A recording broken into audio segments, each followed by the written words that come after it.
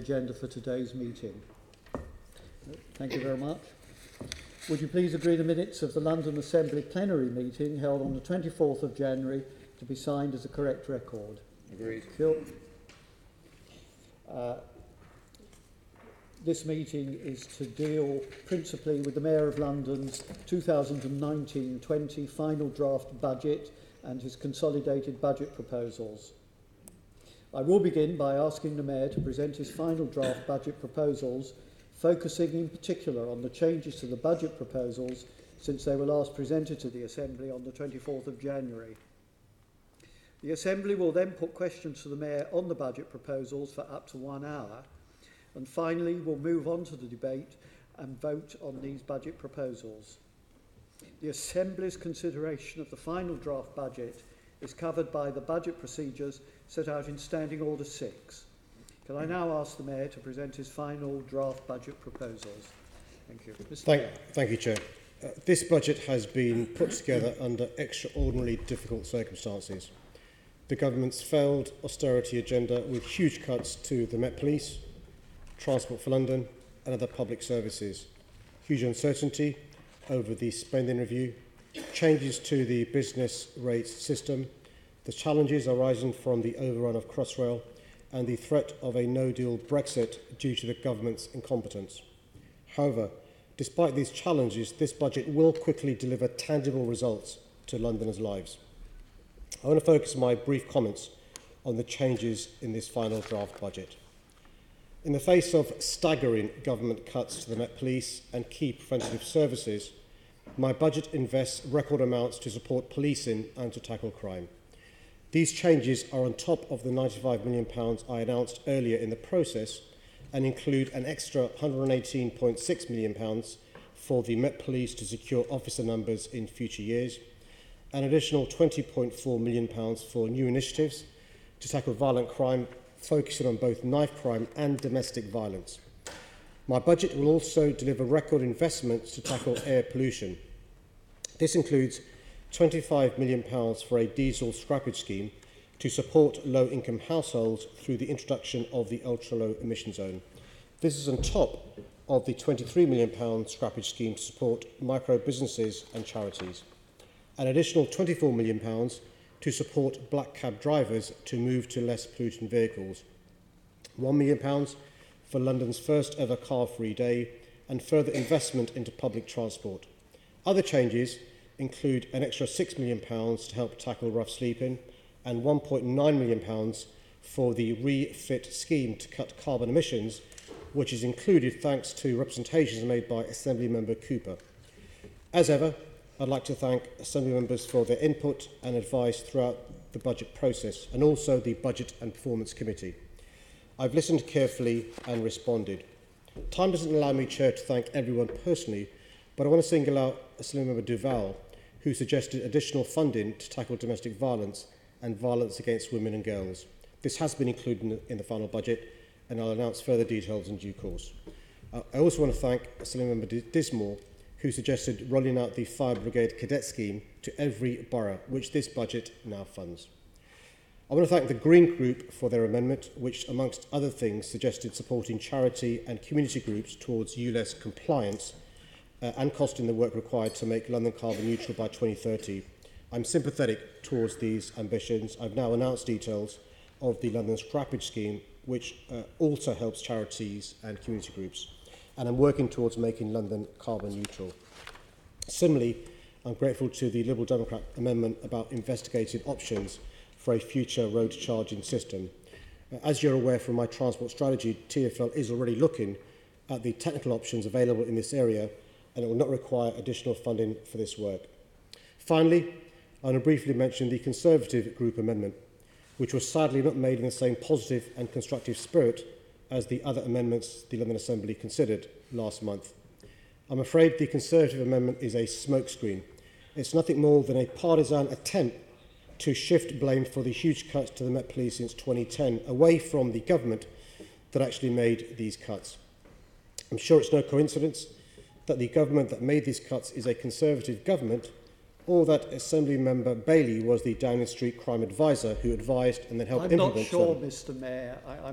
I've said before that you shouldn't be referring to Assemblymember Bailey in this way.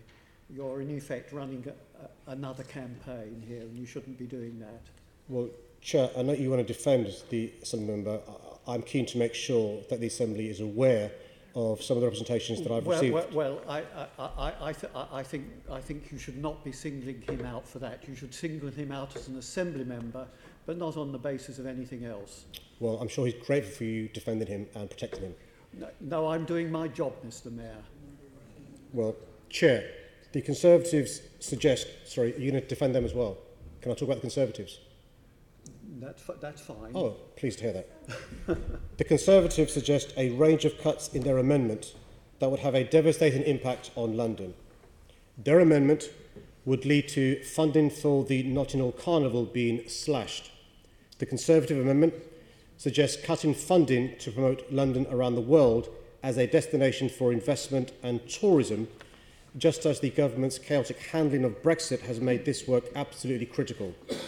The Conservative amendment suggests cuts to GLA staffing levels that would make it impossible for us to continue building record numbers of new social homes, tackling air pollution, or even delivering newly devolved services like adult education.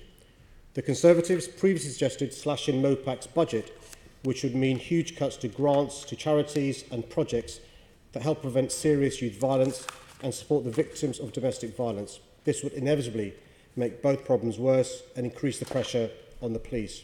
I've also received representations from Assembly members to rip up the cycle lane along the embankment, which would make congestion worse and could lead to more cycling fatalities in our city. I've received representations from an Assembly member to scrap our strategic target for 50% of new homes to be genuinely affordable. And I've also received representations to scrap the ultra-low emission zone, which is absolutely critical to tackling the air pollution that is responsible for premature deaths and serious health conditions of Londoners. I firmly believe these are the wrong priorities for London that have come from Assembly Member Bailey. Therefore, they will not be reflected in my budget. I look forward to answering questions during the course of this morning. Thank you very much. Assembly members will now put questions to the Mayor which seek an update or clarification on matters relating to the final draft consolidated budget. Initial questions to the Mayor will be asked by members from each group in turn in the following order: the Labour Group, City Hall Greens, GLA Conservatives and the Brexit Alliance Group. After one member from each group has put their initial questions to the Mayor, I will call subsequent speakers in the order in which they indicate. Can I now please ask Assembly Member Duval for his question to the Mayor? Is the 182,000 for Brexit preparations provided by government enough to fully prepare the GLA family for the risk and consequences of a no-deal crasher of the EU on the 29th of March? No, it won't. We're literally just over a month away from potentially leaving the EU without any deal whatsoever. That would mean us crashing out. The Resilience Forum, led by Deputy Mayor Fiona Twycross, has done some excellent work looking at the issues that affect our city. There are big concerns if we leave the EU without any deal around food, around fuel, around border disruption. We have many ports in London, and around essential medicine supplies. You'll also be aware of the access we have to EU funding and to the European Investment Bank. We are heading towards a blindfold Brexit, and I'm afraid the government's not giving us the support we need of that eventuality. And of course, Mr Mayor, there is, if you look around the EU countries that have been supporting their business in preparation for whatever happens, no deal or others, do you not think we've been, you mentioned earlier on, incompetent in our preparations, but do you think that is the most incompetent aspect of this government in not supporting business sectors, in preparing them for the future in terms of facing whatever happens on the 29th of March? Absolutely. One of the things that we did late summer was survey businesses in London to see how prepared they were for leaving the European Union. And one of the things that's coming back to us was the lack of advice given from central government to them. the large companies were having to pay for their own advice and then making contingency plans to address the advice they received. If you're a small business, a micro business, a medium-sized business, you can't afford to do so. And that's one of the reasons why we set up the portal to help businesses across London. But it beggars belief, we're now in quarter four, beg your pardon, the final quarter, and businesses haven't given the advice what to do in quarter one of next year, which is when we could be outside the European Union without any deal whatsoever. Thank you. Assembly Member Dismore. In the event of a no-deal Brexit, what are the implications for any public sector borrowing necessary to finance GLA family capital projects, especially if the UK's creditworthiness is further downgraded due to Brexit, as it was after the referendum? Yeah, I mean, one of the things that you'll be aware is actually the GLA itself. Our credit rating is the same as the government's. So if, for example, the government's credit rating goes down, it affects our credit rating. TfL's credit rating is linked, so implicit in their credit rating is what happens to the government's credit rating. Credit worthiness has an impact on public funding. You'll be aware that the GLA, like other public sector bodies, borrows from the Public Works Loan Board, has an impact on what the government's able to invest in public services. I'm extremely concerned about the impact on the UK's credit worthiness should there be any downgrading, and that seems more likely rather than less if we leave the EU on the 29th of March without any deal whatsoever. Yeah, well, thank you for that. I'm sorry, Assembly Member Dismore. I misread my list. We should have been having the initial questions from each group, so you've kind of had a bonus. So Well, shall I do my supplementary as well now? I might as well get it over with. No. It has to be the initial question from each group, and then... We need to get that time done. Can we have our time back? I'm sorry? We have our time back. If you've made a mistake, Chair, it's your mistake. Could you give us our time back? Thank you very much. Thank you very much. And we'll come back in later. I'm sorry, Assembly Member Berry. Thank you. Mr Mayor, I'm glad to see you're putting 20.4 million into the MOPAC budget in these budget years to tackle violence. And I hope some of this will be going into police diversion work for young people, as we have proposed in our previous amendment. But I am concerned to see that you are not saying you will be extending the Young Londoners Fund, which sits in the GLA Mayor budget, and is currently set to end in 2021, with potentially a cliff edge for these projects, with nothing currently set aside in 2021-22 or 2022-23. Our amendment later on does manage to find additional funding for each of the final 2 years, plus an additional year to extend it. So can I ask you, in less than 2.5 minutes, to tell me how much of your new MOPAC funding will go into diversion work, and whether you will be seeking to extend the Young Londoners Fund in future budgets to help reassure the youth support sector today? Well, can I first thank you for your support in this important area, and it's really important to see politicians working across the political divide on such an important area.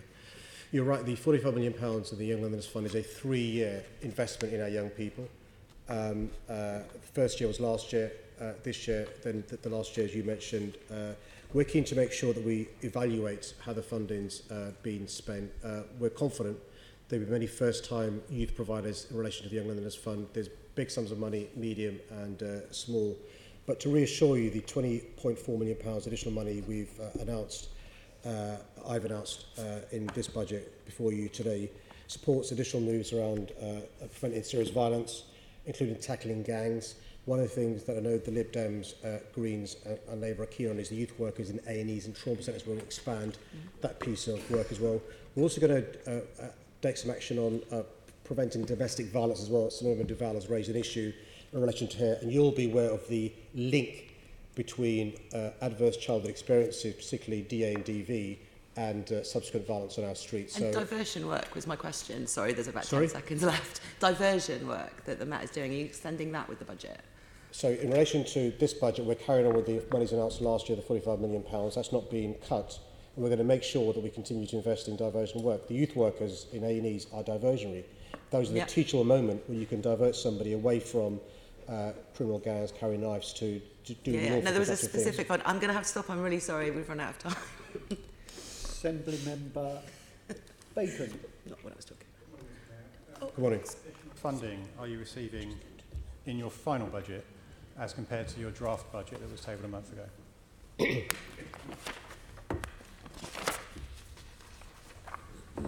So I think that should be set out. It's basically the additional council tax collection fund surplus is £10.5 million. The final adjustments for business rates is £28.8 million, 18-19. The net business rates collection fund surplus is £24.5 million. The additional core business rates income is £165 million pounds, which are all obviously one-off additional monies we received. Okay. How much of that are you expecting to be recurring? It's difficult to say. Maybe Martin Clark can respond to what we think of that's going to be recurring, bearing in mind. Like I say, with the business rates reset, we can't assume any of the business rates money will recur, but our modelling does suggest that we will get business rates growth going forward given London economy.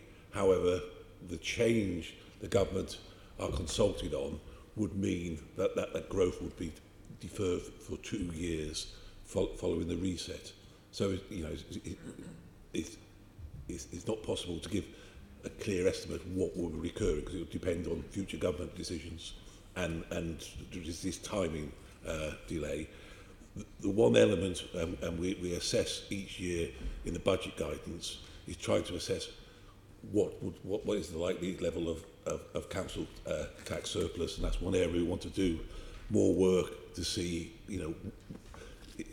is there any relationship, or what is the relationship between increasing in new homes and increasing in council tax base.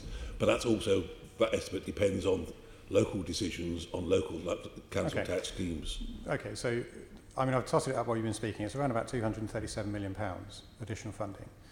Are you saying you don't think that any of that will be recurring, or you don't know?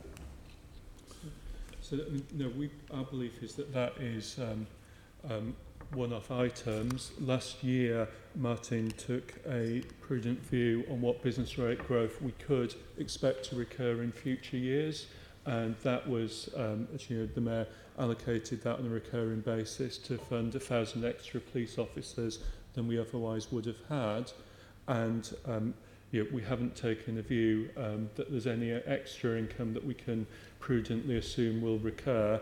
And as Martin said, the changes the government is consulting on around when business rates growth is received means that in any case that money wouldn't be available until 22-23. Yeah, I understand that, and that's the rationale behind the extra £118 million going into MOPAC to pay for the 1,000 police officers over a 2-year period, isn't it? Mm-hmm. Because of the delay in receiving business. That's fine. So of that £237 million then, are we to understand that all of it is being spent on non-recurring expenditure? So firstly, the figure I've got is £229 million. Some of it will be spent on expenditure that recurs for projects that run, say, for 2 or 3 years. So you'll see that in some of the measures to tackle violence, is that, it is doing that. The 2 or 3 year schemes. Other things will be spent on one-off items. Okay. So on the Assemblymember Berry talked about the measures to tackle violence and support victims. The £20.4 million that's going into that. That's being funded for 2019-20 and 21-22. Is that correct? So it's a range of things. Some things will, and there's a profile of that reflected in the budget numbers. You see, some of that spend in 1920, some of it in 2021, and some of it in 21-22. Okay, so the £20.4 million is spread over 3 financial years. Is that an accurate assessment? Okay. How is it being allocated, and what outcomes do you expect for that? How's that being measured? So in some cases, the projects are extensions of existing projects, and so the outcomes for those will will continue and roll forward. In other things, as the Mayor said, we're looking to scale up. So, for example, the provision of support in hospitals with youth workers there at that kind of key teachable moment where, you know, it's the same outcomes, we just hope to achieve more of it. And then there'll be one or two other areas, like for instance tackling domestic violence and domestic abuse, where that will be announced as we announce more details of what that funding will be used for. Okay, so we don't have any defined outcomes at the moment, other than we think it's a good idea to do it. We do have clear outcomes defined where we are extending existing schemes and projects, where other money will be used to provide grant funding where people put in bids. Obviously the outcomes will flow based on what they say they're able to achieve, and obviously allocation of those money will only be made because it's good value for money in terms of what they're committing to achieve for London. Okay, so at the end of this 3-year period, if I were to ask you in 3 years' time what we got for the extra money that you're putting into it, what would you be able to say to me? Well, that we'll be able Actually, should be the Mayor saying it to me rather than you, but... So, It depends what the money's spent on. But of course it does, that's why I'm asking the question. So it's a different answer depending on which. So in relation to the youth workers in A&Es and trauma centres, we hope to have helped more young people with the youth workers move away from the life they're involved in. In relation to work we're doing, for example, if we're able to progress some of the work that's been talked about in relation to a domestic abuse register, for example, we'd hope to see the increase we've seen in domestic violence, domestic abuse no longer escalating, and a stabilisation and a downward trend. But it depends which part of the additional money we're talking about, because not all £20.4 million is going to one funder. It's going to one group funded. It's going to different groups. Yeah, well, that was the reason for the opening question. I asked where it was going to be allocated and what we were going to get for it. Unfortunately, I'm running out of time on this, so I think we'll have to pick this up either at budget or I'll write to you. I'll stop here. Assembly Member Curtin. Thank you, Chair. Good morning. Now, in Assembly Member Duval's question, he spoke about Brexit and he used the phrase crashing out. And I think you answered with the phrase no deal. But both of these phrases are not correct terminology, because we're not going to be crashing out on the 29th of March. We're going to be walking into freedom and taking back control of our borders and laws and our money and our sovereignty. And we're not going into no deal because we'll be going on to World Trade Organization terms. And I'm sure you understand, Mr. Mayor, that on WTO terms, under Article 24 of the General Agreement on Trade Tariffs, we can continue trading tariff-free in goods with the European Union after that date. And all the leading experts in Brexit have said that is the case. Now, you've allocated £186,000, I believe, into Brexit preparations. Now, shouldn't you be using that money to raise awareness of Article 24 and how it allows us to continue trading tariff-free with the European Union? Well, firstly, I don't agree that should the UK leave the EU without any deal whatsoever with the EU, we will be able to trade tariff-free with the EU. It's just not the case. All the evidence I have is in relation to goods. There'll be tariffs applied on the goods, and some of the goods, by the way, WTO terms are 10%, which makes our goods that we're exporting less attractive to purchase in the EU. But also, when you talk about goods being imported, it's a two-way process, they become more expensive for the consumer to buy. In relation to the non-tariff barriers on services, I'd remind you that the UK exports in surplus when it comes to services, really important to our economy. And so if there were non-tariff barriers on services in relation to regulatory barriers, that would have an impact on the service industry in our city.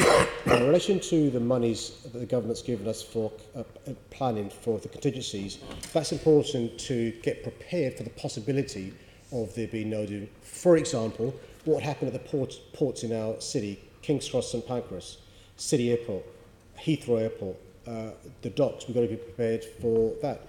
What happened in relation to if there were problems with short shelf dates for essential medicine supplies, to have facilities to store those. I appreciate that you think that everything's going to be hunky-dory, but there's a possibility it won't be. And I'd be criticised as the mayor of this city if I didn't plan for the possibility of things being slightly more chaotic than you dream about. Well, Mr Mayor, I noticed in your answer you didn't make any reference to Article 24 of the General Agreement on Trade Tariffs, which is what would allow us to continue trading tariff-free with the European Union. But I'm short of time, so I do have some other questions to ask you about your budget, which are also important. Now, if we can change the subject to TfL, and on page 54 of your budget, you've said that you're going to find savings of 204.2 million in the budget of TfL. That seems like quite a lot of money. How are you going to achieve those savings? Well, that's what I was told before I became mayor. It was impossible to find savings in TfL. And in the 16 years before I became mayor, in TfL's existence, each year, TfL's spend increased.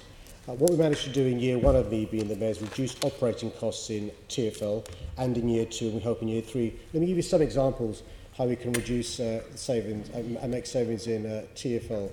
By merging engineering functions, we've managed to make savings in TfL, really important. To reduce the number of offices we have, we can make huge savings. By having smart use of the office space, we can make savings.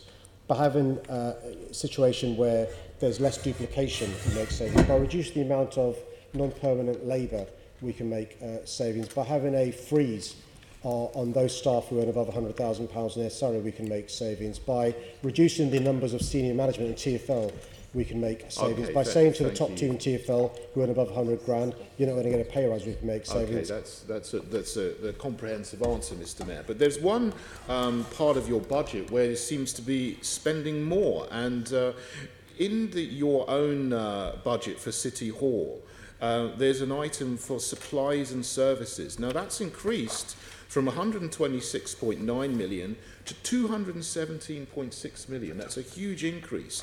Why is there such a huge increase in supplies and services for City Hall? Yeah, I'm afraid he's not going to be able to answer that question because you've run out of time. We are heartbroken. Well, we now, lucky for the mayor. We now move to questions from those people who have indicated. So, Assemblymember Dismore, this is your chance to catch up. Thank you, Chair. And before I was interrupted, Mr Mayor, I think I was asking you about the cost of borrowing post-Brexit, and I think you were saying that you were very concerned about the risk of the cost of borrowing going up due to creditworthiness downgrades after a no-deal Brexit. So, with the Conservatives taking the UK towards a no-deal Brexit, we still have to invest in vital capital projects like new homes, transport infrastructure, equipment for the fire brigade and police, and so on. What elements of the GLA family's capital programme are most at risk due to increased borrowing costs if a no-deal Brexit becomes a reality and causes interest rates to rise? Yeah, I mean, a lot of members of our group do borrow to invest. TfL borrows from the European Investment Bank. One of the deals we've got is with the government allows borrowing to public authorities. We borrow money from there. There's an impact in relation to that as well. The Public Works Loans Board, there's a real concern in relation to our ability to borrow on the rates we do, should there be an impact on credit ratings. And that's why it's really important for people to understand the link there is in relation to provision of services and good borrowing. One of the concerns I have is in relation to, for example, home building across our city. You'll be aware that many of the providers of genuinely affordable homes borrow to invest, notwithstanding the private developers as well. It's all linked, and that's one of the reasons why I think it's really important that we work towards persuading colleagues in Parliament to make sure we don't leave the EU in March 29th without any deal whatsoever. Well, thank you for that. And you mentioned the European Investment Bank, and as you say, Transport for London has funded capital projects through loans from the EIB. What will be the impact of losing access to the EIB post-Brexit, and how will you mitigate against it?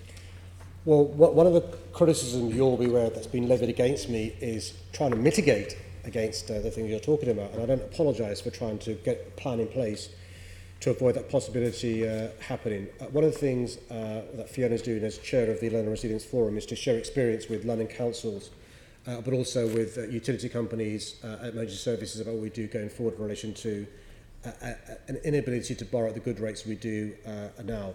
And so we're talking to colleagues to see if we can learn from each other.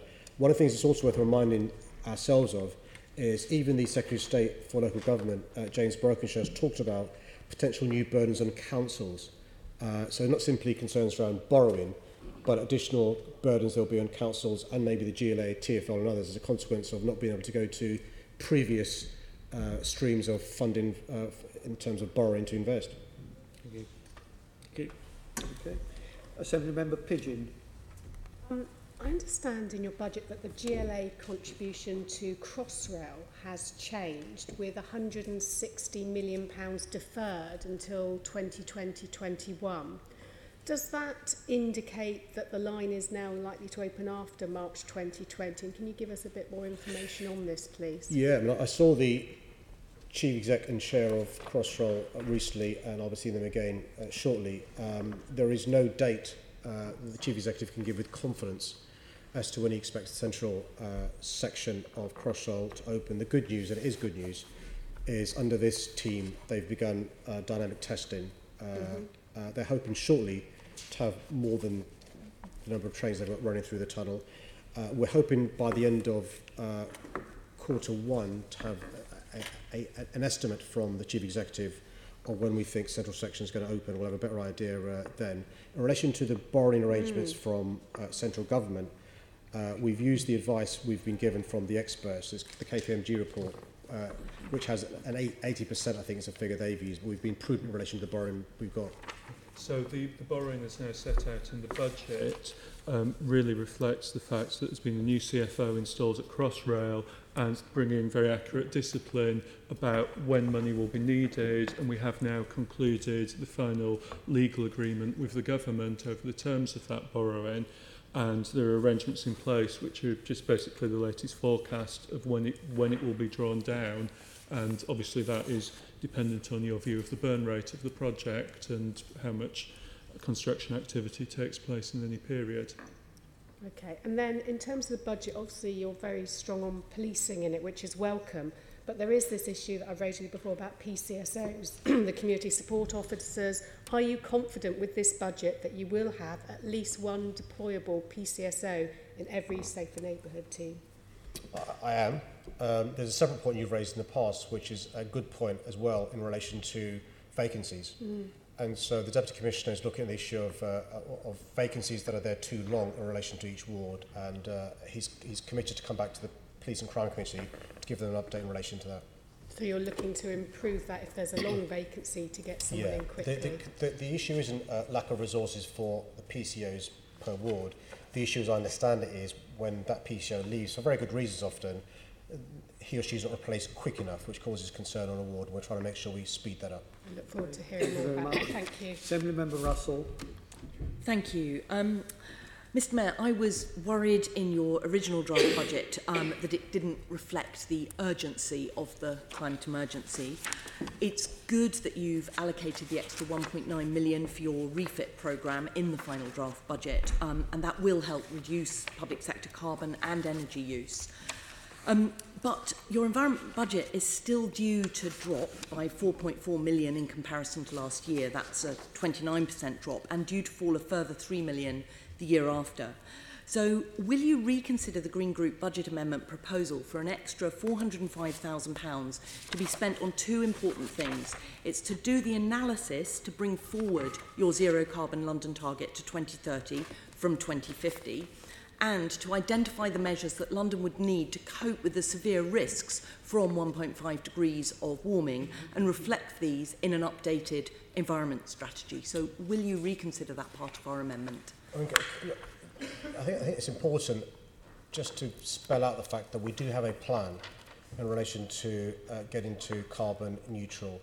That is contingent upon the government giving us more powers and funds, and that's a 2050 deadline. The concern I have is the government, even as we speak, is failing to give us the powers and resources we need to reach that. And by the way, our plan has been independently checked by the C40 and others, and it is a good plan, both ambitious and realistic, with detail there. I'm not sure what benefit spending monies on a plan to get us to carbon neutral by 2030 would do, bearing in mind The government's not willing to give us the powers and funds we need to get there by 2050, let alone by 2030. The biggest help we need is in relation to minimum energy standards, minimum efficiency standards in our buildings. You'll be aware about our investment in retrofitting. Even though that's record sums, that's not enough. And that's why the point I'm making to you is work with me to lobby the government to give us the powers and funds we need. Absolutely, Mr Mayor. I'm going to have to interrupt here. I've only got 11 seconds left. But the young people who've been out on climate strike, they want you to have that knowledge of what's required at your fingertips so that we can lobby government for the powers and the money that's required. And it's there in our action plan. Okay, thank you very much. Assembly Member Desai. Mr. Mayor. Good morning. Mr. Mayor, you're paying more of the police budget than at any other time in the history of the Met, up from 18% in 2010 to just under 24% today. As the government has repeatedly ignored calls from various quarters, police leaders, this assembly, yourself, to fund our police fairly and properly, Londoners have had to step up and try to fill the gap. How will the additional funding that you outlined in your opening statement and on other occasions be used to make London a safer city? Well, it's worth reminding ourselves, in 2010, when the coalition government passed their budget and announced massive cuts in the Met Police Service, the then Mayor could have prudently planned for that by increasing the police precept in the 6 years after that coalition budget. He failed to do that. And what that's meant is that the decline in police numbers has gone off a cliff edge. In the first 3 years that I've been Mayor, I've used council tax precept in my first year to raise £25 million to help the police. In my second year, £49.4 million, and on top of that, business rates. And this year, £85 million, and on top of that, business rates. That's invested in our police service at a time when the Conservative government is cutting our police service. And this additional investment means we will have 1,000 officers more than would otherwise be the case. But it's worth reminding ourselves, that doesn't mean we can go back to the numbers we need, but it's simply managing the decline caused by central government cuts. It will pay for, in addition to the officers I mentioned, targeted overtime, skilled civilian staff to free up frontline officers who are overstretched and under-resourced, but also specific crime-fighting equipment that police say they need. Digital fingerprinting, really important to do this on the street rather than the delay that causes. Rapid drug testing, really important for the police. Technology to help the police have more digital innovation, and also advanced techniques to deal with the issue of child sexual exploitation. So we're giving the police the kit they need to keep us safe, but it's worth us remembering they're still under-resourced and overstretched. Thank you for that comprehensive answer, Mr. Mayor. I mean, beyond obviously every budget, every statistic, every figure, they are human beings. And we know that our police officers are already working incredibly hard to cope with rising demands at a time of reducing resources.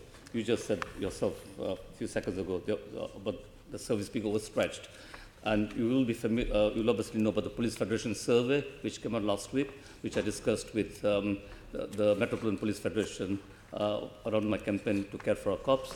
And I won't go to the stats survey, but I mean, there are some shocking figures. Almost every police officer has been exposed to at least one traumatic experience in their career, with 62% saying they've experienced at least one of these types of incidents in the last 12 months. So what impact will the lack of proper funding have on the well-being of officers? It's an obvious question, but I think it's a really good question. So we've got fewer officers working incredibly hard. Demand has gone up, our population has gone up, and there's less of them. And you know the scrutiny that our police are under. One of the things that's worried me is when the Commissioner and Deputy Commissioner tell me about their concern about the well-being of their officers. And so one of the things that the additional monies that we've announced this year is going to do is help with occupational health to improve our police officers' well-being. You'll be aware officers often have to take time off because of physical or mental ill health. We want to stop that happening, not simply because it increases productivity, keeps us safer, but these are human beings, as you've said. These are police officers doing their job, but becoming sick as a consequence of doing their job. That's why some of the monies we've given is going to help in relation to this really, really important, vital area. And finally, Mr. Mayor, I've got to raise this again in the context of your budget, the National International Capital City grant, and other sort of inequities in the funding of the Met. So talking about NIC, the government is still underfunding the Met by some £160 million. Even the Home Office accepts that we should be getting £280 million. This means London is unfairly having to foot the bill for major events and policing major protests, football matches, which Assembly Member Disco has raised on many occasions. Again, what difference would it make to the safety of Londoners if this money could instead be spent on frontline policing, on day-to-day, to meet the day-to-day needs of Londoners? Well, there's good news, which is, on the one hand, the government recognises that London has additional policing needs other than any part of the country because we are an international capital city. That's the good news. Just think about this weekend. It's a normal weekend for us. We had a League Cup final. Sorry for those Chelsea fans. We had a Brexit protest. This is a normal weekend in our city. So they recognise we need additional resources, but they're failing to give it to us. We're £160 million short. £160 million pays for 2,500 police officers. That could mean each ward in London would get an additional 4 police officers per ward, but the government's not giving us the monies that we need. Thank you, Mr. Assembly Member Bacon. You've already called me, Chairman. Pardon? You called me earlier on. I haven't indicated You're again going since. to waive that. Assembly Member Prince. Thank you. Good morning, Mr. Mayor. Morning. Can I quickly say welcome the extra funding you found for homelessness and congratulate you on that. I want to talk about the zero emissions budget you've set aside for taxis. Could you explain why you've stopped black cab drivers using the Vito Euro 6 van, please, Mr. Mayor? So, using the Euro 6 Vito van. Why have you stopped black cab drivers using the Euro 6 Vito van? So, the Euro 6? Vito van. I'm not sure I understand the detail of the question, Chair. Right. Can I have my time credited while I explain to the Mayor? No, you just talk briefly. Right. Before you made every cab driver use the electric cab, they had a choice of 2. They had the FX4, which is the traditional shape, and they have the Mercedes Vito van as a choice. I'm asking you, why have you stopped, what are your reasons for stopping the black cab trade using the Euro 6 Vito van? Well, Chair, firstly, it's not the case that we're forcing black taxis to use electric taxis. What we're saying is that we've got a public health emergency in our city. We need to make sure all vehicles emit less NOx, particulate matters, for obvious reasons. That means we're helping vans move away from polluting vehicles, helping taxis, and helping all vehicles move away from those polluting vehicles. With black taxis, what we're doing is giving them an additional grant to move away from the most polluting vehicles, and I've announced in my budget. Now, Mr. Mayor, an sorry, additional £24 million. Now, Mr. Mayor, what you're saying, what TfL are saying is that you can only register the electric vehicle. You can't register any other vehicle other than the electric vehicle. So the question is, why have you said they can't use the vehicles they were using, which were Euro 6? Well, there's 2 separate issues. No, it's not. What is the grant they get for scrapping the diesel Yeah, I'm vehicle? not interested in that. I'm just telling you, why have you said they've got to use the electric vehicle and cannot use the Vito Euro 6 van? Because a Euro 6 vehicle, although compliant for the ultra-low emission zone... Yes, it does. Is the Euro 6 vehicle, although compliant for the ultra-low emission zone, doesn't address the issue of the particulate matters and NOx. A Euro 6 okay, vehicle... that's fine. So that's your reason why you want them to use the electric vehicle, is because the Euro 6 contributes to the NOx. That's your reason, yeah? So, sorry, you just used a lot of my time because you don't understand the question. So my second question to you, Mr. Mayor, is if that's the case, if it's not good enough for the black cab trade, why have you just licensed Via Van and Go Ahead Van to use a fleet of Euro 6 vehicles for your trial in the on-demand service that you're using down in South London? Why have you got 2 different rules, Mr. Mayor? So you're talking about the subsidy we give No, I'm not talking about subsidy we give. The question... I'm talking about licensing. I'm talking about the fact that you do not allow black cab drivers to use the Vito 6 van, and I'm talking about the trial that you're running for the on-demand buses in South London are Euro 6 Vito vans. So the question is, why is it good for one and not for the other? Pretty simple.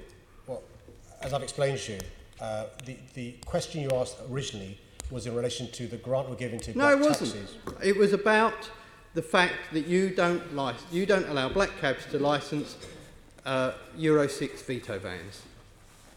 So you've got Euro 6 veto vans can be used by one company that you've just introduced, but black cab drivers have been around for decades, they can't use it. Why? Well, you asked about a pilot taking place in 2 boroughs across London, comparing that to the black cab trade. We're quite clear. We want to support the black cab trade, but we want to move them towards vehicles that are zero emission capable. And that's why the support we're giving them is twofold. One is to help them. You're not supporting, Mr. Mayor. I mean, and we're running out of time, so, Mr. Mayor. The bottom line is, and you're avoiding the question. The bottom line is that you've got one rule for everybody else, which is that they can use vetoes Euro 6 vans, and one rule for the black cab. And why is it that the rules for the black cab are always more draconian than everyone else? That's the question, Mr. Mayor. Well, the answer to that question is a simple one. The Taxi and Private Hire Vehicle Action Plan we published 18 months ago is the most black cab friendly policy of any mayor. I don't think you'll find the black cab agree with you. Mr. Mayor, I've run out of time. Chair, I'm sorry about that. Thank you. Okay. I mean, you've got a 4-minute question, and I'm given 30 seconds to answer. I'm afraid that time trumps everything. The next speaker, Assemblymember Cooper. Thank you very much, Chair. Mr. Mayor, when we first arrived in the building in May 2016, I don't think City Hall had done any anti-plastic campaigning at all. And the Environment Committee produced our report, and you've taken that report and very much rushed up the pitch. I wasn't going to talk about the rugby this weekend, but you've been slightly more successful than England was in Cardiff. One of the things that we mentioned was the introduction of water refill points. And I just wanted to find out, there was a deadline just before Christmas for £5 million worth of funding from City Hall in conjunction with Thames Water. When are we going to find out who's been successful? I know there was a huge application because it's such a popular policy. Well, firstly, can I say, if this Assembly accepts the Conservative amendment, it means those jobs in the environment being cut. I know. Which means the ability of us to negotiate deals with ZSL, our ability to negotiate deals with Thames Water are gone. So the idea we'll have across London, not simply the refill points, but the water fountains, is not going to happen. And so it's worth colleagues thinking about that when it comes to the amendment later on today. And anybody who supports the Conservative amendment is voting against water fountains and the refill points that you mentioned. In relation to the water refill programme, the interest has been phenomenal. We've had a huge amount of interest for these. The demand has been such, we're going to have a phased approach in relation to how we roll these out. We're clarifying details, working out where the best place to installs are. Thames Water are helping us with ground assessment. This takes some work, and just worth reminding you that if you force me to cut the amount of staff we have in the environment team, we can't do this work. I'm very aware that the previous mayor, who was of course Conservative, cut the environment team quite draconian fashion, so I'm really hoping that we are able to keep those staff. As well as finding the locations working with Thames Water, have you been talking to the business improvement districts and TfL about the areas where people would most like to use the water fountains and refill points? I know the one in Liverpool Street has been very successful. Yeah, sure. So I personally haven't been speaking to them, but we employ hard-working staff that have, and thankfully they're still here. And so assuming that the right budget passes today, our staff are talking to TfL, business improvement districts, like you've said, businesses, Costa Coffee, Whole Foods, Leo, providing free water refills. The GLA group, speaking to landowners, boroughs. We're trying to make sure, in addition to the water fountains, we also have these refill points as well. You mentioned Liverpool Street, a really good example of how we can use these water fountains to get record people using them. So the 2 fountains we installed at Liverpool Street have dispensed the equivalent of 30,000 half-litre bottles just in the first 3 months. That shows the difference these will be making. So it deals with your objective that you talk about all the time about the circular economy. Well, this is walking the walk. probably just about fill this chamber if we try to put 30,000 bottles in there. Finally, Mr Mayor, one of the recommendations we made concerned having an app that people could put on their phones so that they would know where the refill points were and which shops in particular business improvement districts would be happy for them to pop in and refill their bottles. Now, I know that app has been developed with City to Sea and Refill London. I just wondered, do you have figures? You might be able to send these to me afterwards for the number of people who've downloaded the app and the number of people who are using it regularly. Chair, I can write to the City member with that information, but also we're making sure that the new water fountains have a counter, so we can also tell how much each fountain's being used, and we will be able to share that as well. But I'm happy to write to the City member to give that Thank you. As information. I know, I pressed you during budget and performance about metrics to see exactly how successful the policy is. Thank you, Chair. Assembly Member Hall. Thank you, Chairman. Mr Mayor, a very short question, please. When you were answering a question of Assembly Member Desai, you specifically said that despite the 1,300 police officers that you were going to pay for, the Met would still be severely under-resourced. Can you confirm you just said that? Yes. Thank you. Thank you, Thank you, Chairman. Thank you very much.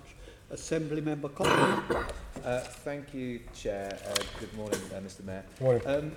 Your budget states that it will support your ambition to ensure, and I quote, 15 land acquisitions / assembly interventions to be funded, being considered by the Housing and Land Investment Committee by the end of the coming financial year. Could you say what progress has been made on identifying appropriate sites and what kind of partners you're looking for? Well, can I firstly thank you for your lobbying to invest more to deal with the issue of rough sleeping. I'm hoping you'll be pleased with the additional monies we've announced today, and thanks for your lobbying, Senator Copley. We've got a number of interventions in the pipeline. My understanding is we have 20 interventions in the pipeline, and these could lead to, by the mid-2020s, 8,000 new homes. And they're a combination of two things. One is sites that are surplus land that we're buying, GLA, and secondly, we're giving financial assistance to a range of housing providers to assemble land that can be used for genuinely affordable homes. Mm. And I think the St Anne's Hospital site, I believe, was the first one of those, which is very welcome. Obviously, we know from your new draft London plan that we need a massive increase in the level of genuinely affordable housing, and particularly social housing and low-cost affordable rented homes. What further powers would you like to be granted from central government to assist with making land assembly easier so that the public sector can achieve this in London? Well, one of the things that we've been doing is lobbying the government for additional powers in relation to land assembly, additional powers in relation to how we can use the compulsory purchase order powers that there are. There's real concern we have in relation to the land taxation regime. We're quite keen to make sure that the valuation of land is a sensible one, existing use value rather than speculative value. But also one of the things we're lobbying the government for is outside of London, when there is surplus public land, it goes to HCA. Inside London, surplus public land is dealt with differently, and best consideration means different things to different people. The devolution of health gives us locus in relation to surplus health land to work with NHS Trust to make sure that land's used sensibly. You mentioned the Haringey example. We're trying to lobby the government to have the same sort of powers inside London, so we can make sure when there's surplus public land, it could be education, it could be MOJ, it could be health, and that we can play a role in relation to that land being used for the sort of homes that we need in our city.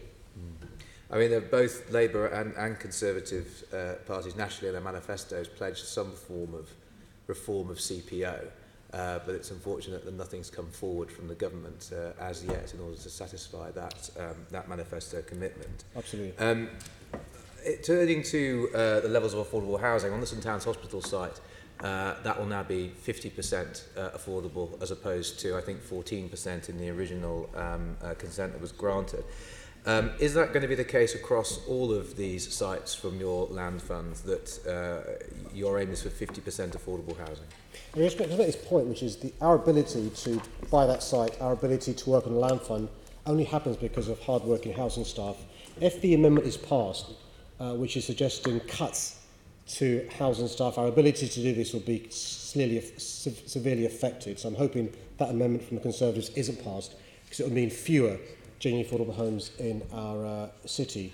But we are expecting across the piece there to be 50% affordable homes. It could be that some trust land, it's not possible to have 50% on that particular site. What we want to do is across the estate we have 50%. It's a similar model we have with TfL surplus public land as well. And finally, what has been the interest from SME builders in taking up conditional loan funding from the GLA? There's been good interest. We've got 2 examples where it's already been taken up, a number we're working on now. The 2 examples are sites in Lambeth and in Newham, particularly helping SME builders. Some housing providers have also expressed an interest, and just you'll be pleased to hear that these 2 particular sites we're talking about, we think there could be 604 homes, half of which will be genuinely affordable, but otherwise wouldn't have happened but for this conditional loan funding. So it's another example of us making a difference on the ground. Thank you very much. Assembly Member Boff.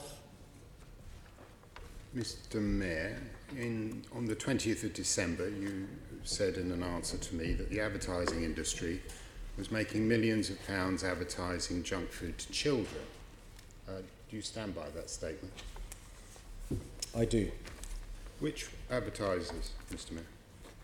Well, I mean, I can write to you and give you a list of the various advertisers that we speak to. And, you'll be aware we recently convened a meeting at City Hall with the advertisers and the agencies to discuss the junk food advert ban. So you'll be writing to me with a list of those advertisers who were advertising to children on the transport station.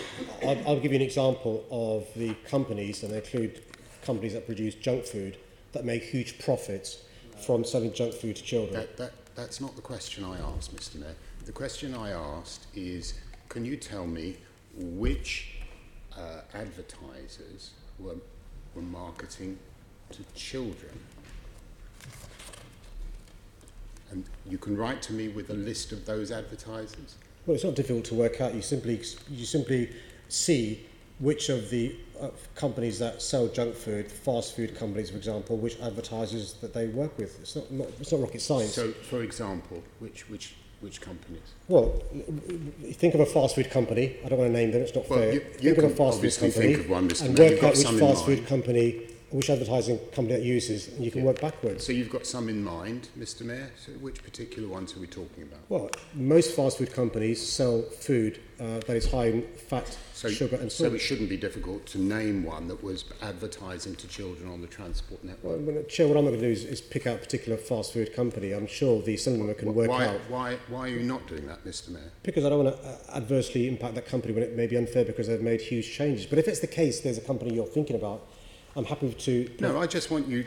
Obviously, your motive is that you wanted to prevent marketing of junk food to children. This was your stated motive. So therefore, there must be some people that you had in mind. Otherwise, it's just a theoretical ban, isn't it? There must be somebody you have in mind that was advertising to children. Well, it's not theoretical because I look at the evidence and the research from, for example, the National Centre for Social Research, Cancer Research UK is, and it's really important to follow the evidence, they show that advertising does impact children's food choices. Fine. That by inference must mean that the people advertising their products is this are targeting your policy, children. Mr. Mayor, or is it theirs? Sorry? Is this your policy or is it their policy? Which policy? The junk food advertising ban, Mr. Mayor. I just want an idea of those firms that you think were advertising to children. Just give us a couple of examples, and perhaps you can follow up with a more extensive list when you reply to me. And you will be doing that, won't you? No, I won't be doing it, Chair. I'm not going to be asking hard-working City Hall staff to respond to a question the Assemblyman can do quick research to find the answer to. So by the way, we'd have fewer staff if they had their way. So, Mr. Mayor, you are refusing to answer a question about which of those firms you are protecting young people from. Chair, I'm happy to spend all day long answering this question in different ways. The answer is, if the Assembly member wants to find out which shops, which retailers sell foods that are high in Mr. fat, Mayor, it's not sugar my ban. and salt. It's You can do your quick ban. desktop research. It is your ban. You must have in mind firms that you wish to stop advertising to children on the underground network. All you have to do is name one. Well, Chair, and you're saying to me that it's really easy, that Chair, I'll just be able to find out. Well, you tell me. You tell me which firm has been advertising to children on the underground network. And then again, and after that, we can stop this torture, Mr. Mayor, because there is, it's torture for the public watching. Have you finished? Okay. It's a question. So, Chair, there's a product and then there's the brand. So there could be a company, a business selling a product. We've got no problem with the company, the retailer. What we've got a problem is the product, if it's high in fat, sugar and salt. So which and product? there are advertising companies that work for the companies that market this stuff towards children. Now, I appreciate that some members of the Assembly want to defend vested interests. I'm an advocate of Mr. the Mayor, in the public interest, particularly children. You obviously have expressed a concern about protecting young people from those companies that advertise to children. You want to protect them. You must have in mind somebody. Surely there must be one of those companies that you can come forward for. And if you can, or supply me with a list. Well, Chair, I'm surprised that the Assembly member who claims to be in touch with Londoners isn't aware of the sort of places that sell foods high in fat, sugar and salt. And no doubt you're going to jump in and defend him and help him out here. I am in favour. I can name one, if you wish, Mr. Mayor. I mean, I will ask you again, and I'll write to you asking for that list of advertisers, but I'll give you an example of one. Just recently, you as chairman of TfL, you allowed the installation of a donut stall at Oxford Circus tube station. Mr. Mayor, will you be banning all the concessions that market food to children? No, Chair, it's ridiculous. Look, what we're talking about... Why is that ridiculous, Mr. Mayor?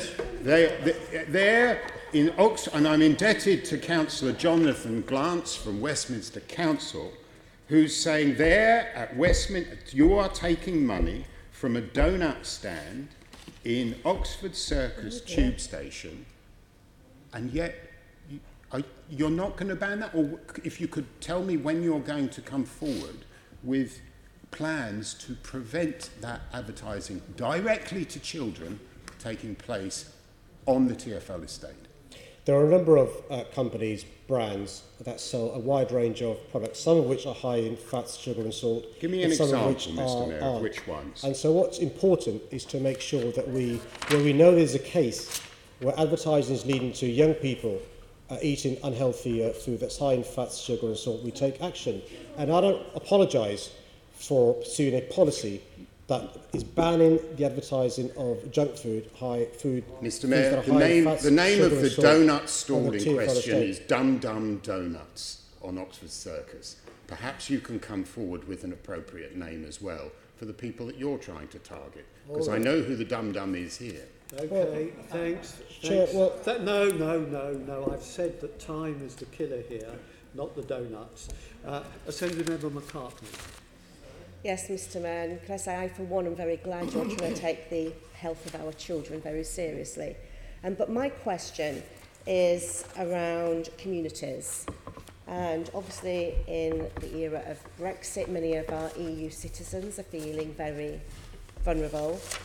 We have spiking hate crime over the last year. What does your budget do to bring communities together? Well, firstly, then it's worth it that we remind ourselves that if the amendment that the Conservatives are pursuing today is passed, it means our ability to help these communities is inhibited and it's affected. And so it's really important we bear in mind that if that amendment is passed, the things that we want to do can't happen. You'll be aware of the concern there is amongst Londoners, particularly who are EU citizens, of us leaving the European Union, and they're feeling pretty vulnerable. So we're doing a number of things to help them at this difficult time. We've made sure that we have set up an EU portal to give good advice to EU citizens, but also we've got outreach work taking place to help them as well. Some of the events we do that helps community cohesion are events in Trafalgar Square. One of the consequences of the amendment that the Tories are moving is those events would have to be cut. Think about Pride. Think about Diwali in the square. I appreciate some members on that side aren't fans of Diwali, but I think it's important to celebrate this festival important to the Hindus and the Sikhs and the Jains. Other events that will be affected are the London Borough of Culture. Other effects which has a big impact on communication. The refugee settlement programme we're embarking on will really make a big difference. The work Team London does makes a difference. Crowdfund London makes a difference. The London Family Fund makes a difference. Anybody who receives or is a beneficiary of any of these projects, they're severely under risk if the Conservative amendment is passed today. Thank you. Earlier this month, you visited Cafe Connect in Tottenham, which received funding from your Good Growth Fund, where there you spoke to groups of Syrian refugees who were using the venue to try and assimilate and to learn more about our country and really benefited. You saw young people who were there, you saw the local police who use the venue, lots of activities, toddler groups, mothers and toddler groups that meet there. Will your budget provide further funding for those sort of schemes going forward? So the good news with my budget, if it passes without amendment, is we'll be able to not just support the groups we're supporting, but extend the funding as well. And by the way we allocate these monies requires staff. Yeah. And so if you force City Hall to cut the staff, as the amendment suggests, not only will we lose substantive money, but lose the staff time to allocate this money properly and have due diligence. The great thing about the scheme we're talking about, it was a wonderful visit, is yet an example of a sense of ownership by the community. The community has contributed financially, but also we'd topped up their funding with additional support as well. And you saw the difference that cafe made to that community. Thank you. Thank you very much. That ends the questions. I still believe, Chair, we've got some time on our issue. Sorry, no, I've got 6 points. I have just indicated. Thank you. Do you not think, Mr. Mayor, can you just, in terms, I don't know of 2 greater health reforms in this great city in recent times, such as your ULEZ policy and the Violent Crime Reduction Unit. Where would you describe, as you arrive to these issues, do you agree with me that they are? Because I can't think of other reforms of that nature that would make a difference to Londoners and their health or prevention of crime.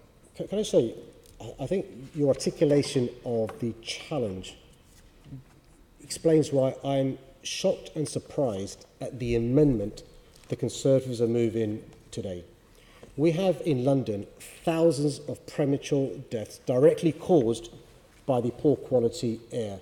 We have in London children with stunted lungs, underdeveloped lungs, directly because of the poor quality air. Adults with a whole range of health issues, from asthma to dementia to heart disease and cancer, all directly attributable to the poor quality air. We've been told by independent experts the ultra-low emission zone, as a part of a package of measures, will make a big difference in relation to fewer schools being in areas where the air is unlawful and fewer children suffering the problems we have. The ultra-low emission zone in central London that begins in April is opposed by the Conservatives. You mentioned the issue of violent crime in our city. This weekend we saw again the consequences of this violent crime in our city. A situation where we have fewer officers than any time since 2003, a bigger population, and these challenges. It beggars belief that a Conservative government refuses to reverse the cuts they made in 2010. And what do we have today? We have today a smokescreen from the Conservatives on the Assembly, crying crocodile tears over cuts their party made over the last 8-9 years. And the chair doesn't like me talking about who David Cameron's crime advisor was in 2010 and 2011. Here he goes again. And here he goes again. It is inappropriate, Mr. Mayor. Why? You know it's inappropriate. Why? You do not use assembly meetings for your personal mayoral campaign. Well, Why is it inappropriate? No. Well, Chair, cuts have consequences. Well, that's okay. You can say that. Well, that's okay. So, Yes. so this Tory says it's okay for cuts to have consequences. Well, I think it's not okay. No.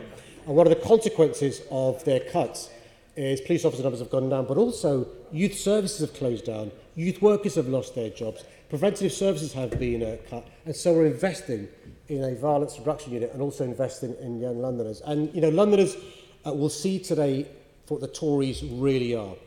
An amendment that cuts our ability to properly fund Notting Hill Carnival. An amendment that means that we won't be able to have fantastic events in Trafalgar Square like Diwali in the Square. Some may have suspicions why that is. We won't be able to invest in genuinely affordable housing, invest in policies that help our city. Whereas if my amendment is passed, and I'm hoping it will be passed, we'll be able to do that and some. And now, were you surprised in terms of some of the issues around? I mean, the only thing I can see in the Tory budget that I would agree with is they agree with us that austerity in policing cuts has occurred and we need to address it. And they're one way of addressing it, and yours is a more sustainable way of addressing it. But do you not think there's a bit of hypocrisy when they criticise your budget and in the past for increasing MOPAC's expenditure on tackling violence against women and girls in setting up the violence reduction unit? Do you not think that is a bit of rank hypocrisy on their part? I do too. It's hypocrisy on the part of the Conservatives. And unlike some who'd like me to have selective amnesia, over the next 15 months I'll be reminding Londoners who's responsible for these cuts, and these smoke screens will be exposed for what they are, because that's what they are. This amendment today is a smoke screen to cover up the rank hypocrisy of Conservatives. And Mr Mayor, they make great play in this budget before you today in terms of commenting on the Tory budget. They say policing, transport, housing is the key, yet in policing they think they've got the answer, albeit we know it's a slightly bonkers approach, if I can put it that way. But on terms of housing, very quick to criticise, but not come up with any alternatives to the criticisms to you. Is that correct in terms of the budget issues? Well, no, to be fair, they have suggested we keep the definition of an affordable home, being one where you pay 80% market value or homes costing £450,000. They have suggested that we cut the amount of staff in City Hall who do housing work, Homes for Londoners Board. You'll have seen the benefits of some of the work they've done in relation to the questions from Assembly-Member Copley, but also the work we're doing in relation to rough sleeping, the work we're doing in relation to the record amount of affordable housing starts using the new proper definition. So they've made some suggestions in this area, but I think they'll make things worse, and I've rejected those suggestions, and I'm hoping the Assembly reject their amendment. And do you not, Mr Mayor, very quickly, do you not think that some of their approach, it's almost like a Farage's Tory approach to public services? They seem to have a fetish about making cuts in terms of reducing staff or issues and not recognising the output that we're achieving here in City Hall across a range of services. Do you think that goes back to their days of austerity? Well, they want to continue that process? It'll be interesting to see whether the Brexit alliance, they may have rebranded, they may have a new name, whether they vote with their Tory friends or whether they stand up to them and vote against the Tory amendment. If they vote with them, then your thesis of a Tory Farage's party will be true. Thank you, Mr Mayor. Okay, right. Now, thank you very much. Thank you, gentlemen. We'll now proceed to debate the matter. The Assembly will now move to discuss and debate the final draft consolidated budget for 2019-20.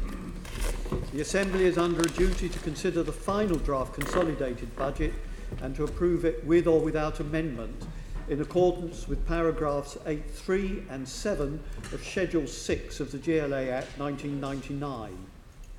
At the final draft budget stage, a two-thirds majority of members present and voting must vote in favour of a formal budget amendment in order for the amendment to be carried and to amend the final draft budget. Abstentions will not be counted.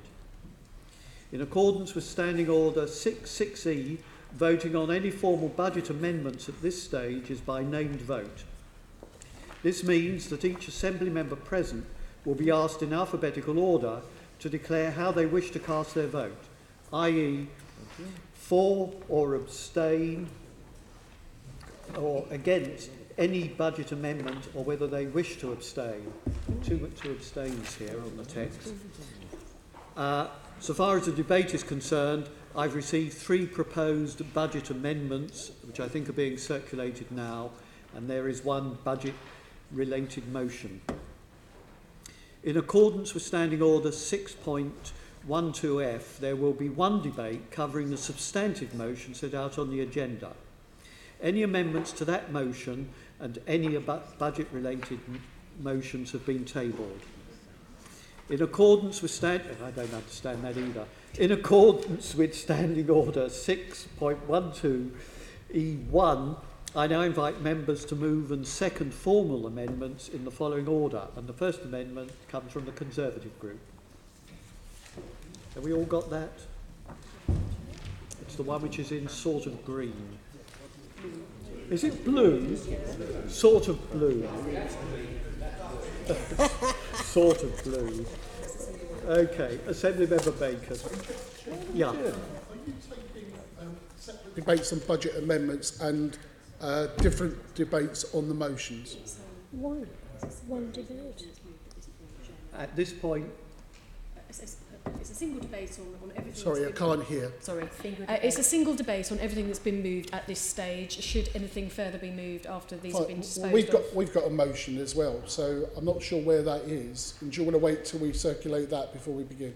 If you'd like to move that now as well, we'll I table don't know where that. it is. Fine.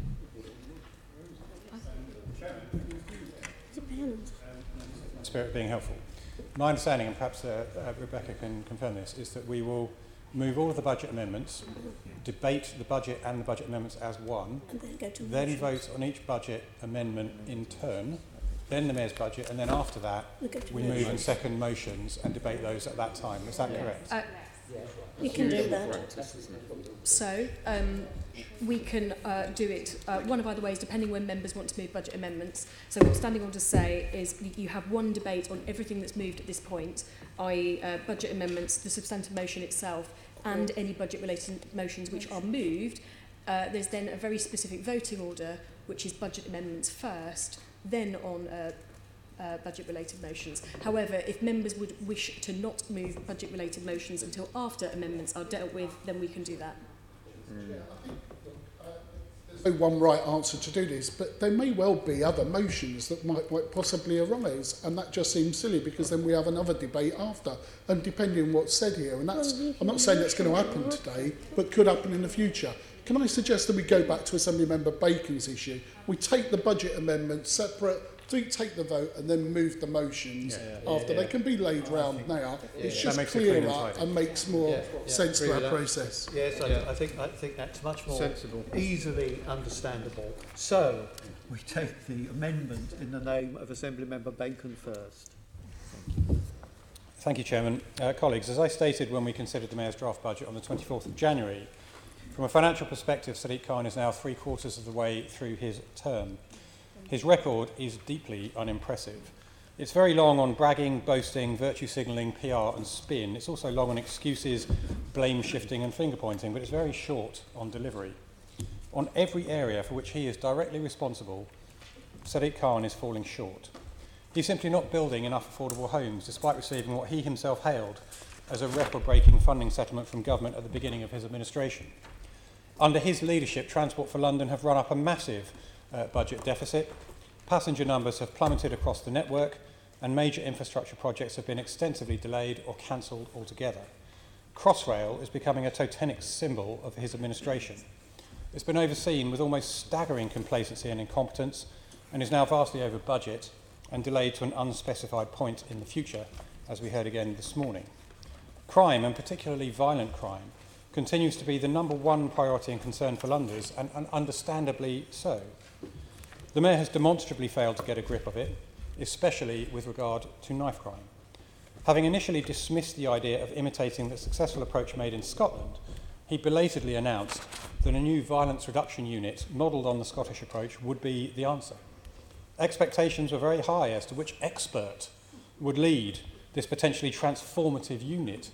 So you can imagine the disappointment to discover that it will be headed up by yet another Labour Party flunky mate of the mayor, appointed after a process that, as was brilliantly exposed by the Assembly's Police and Crime Committee, appears to have been as transparent as a bucket of mud.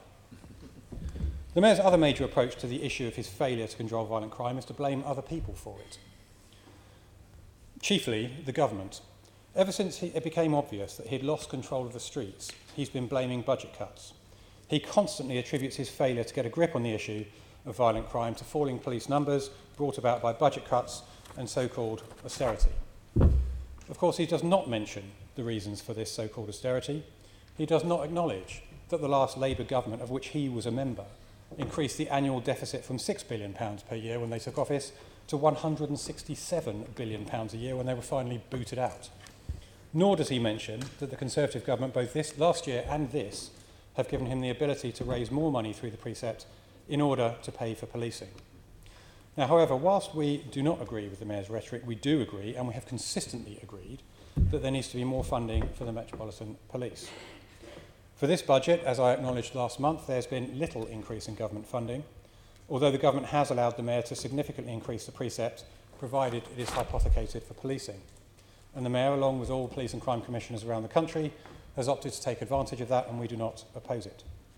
Similarly, we continue to support the Mayor's position on the National and International Capital Cities grant, and believe the Home Office needs to correct the historic underfunding of the duties carried out by the Met in recognition of London's capital city status. As stated earlier, the Mayor and the Deputy Mayor for Policing and Crime have consistently attributed their failure to get a grip on violent crime to cuts in police funding and falling police numbers. The Mayor has consistently asserted that he's doing everything in his power to maintain police officer numbers, and we heard some of that again this morning. However, this is demonstrably not true. He could and should go further. The Mayor, it's important to note, has full discretion over a budget that this year has increased to £18.45 billion and can move money around the GLA family. He has endlessly stated that keeping Londoners safe is his number one priority, and this is directly linked to the number of officers that the Met has. In his final budget, he's diverted additional funding from the higher than expected business rates receipt in order to fulfil last year's promise to pay for an additional 1,000 police officers. And he also claims that his budget will deliver a further 300 officers on top of the 1,000 he announced last year. This remains to be seen, but if delivered, of course, we will welcome it. However, as we stated last month, we believe the Mayor could and should do more. Now, ultimately, colleagues, budgets are about choices. Sadiq Khan has chosen to increase the number of bureaucrats at City Hall by over a third at taxpayers' expense. Sadiq Khan has chosen to increase PR budgets by millions of pounds at taxpayers' expense. Sadiq Khan has chosen to increase trade union facility time at Transport for London by a staggering 125% at taxpayers' expense.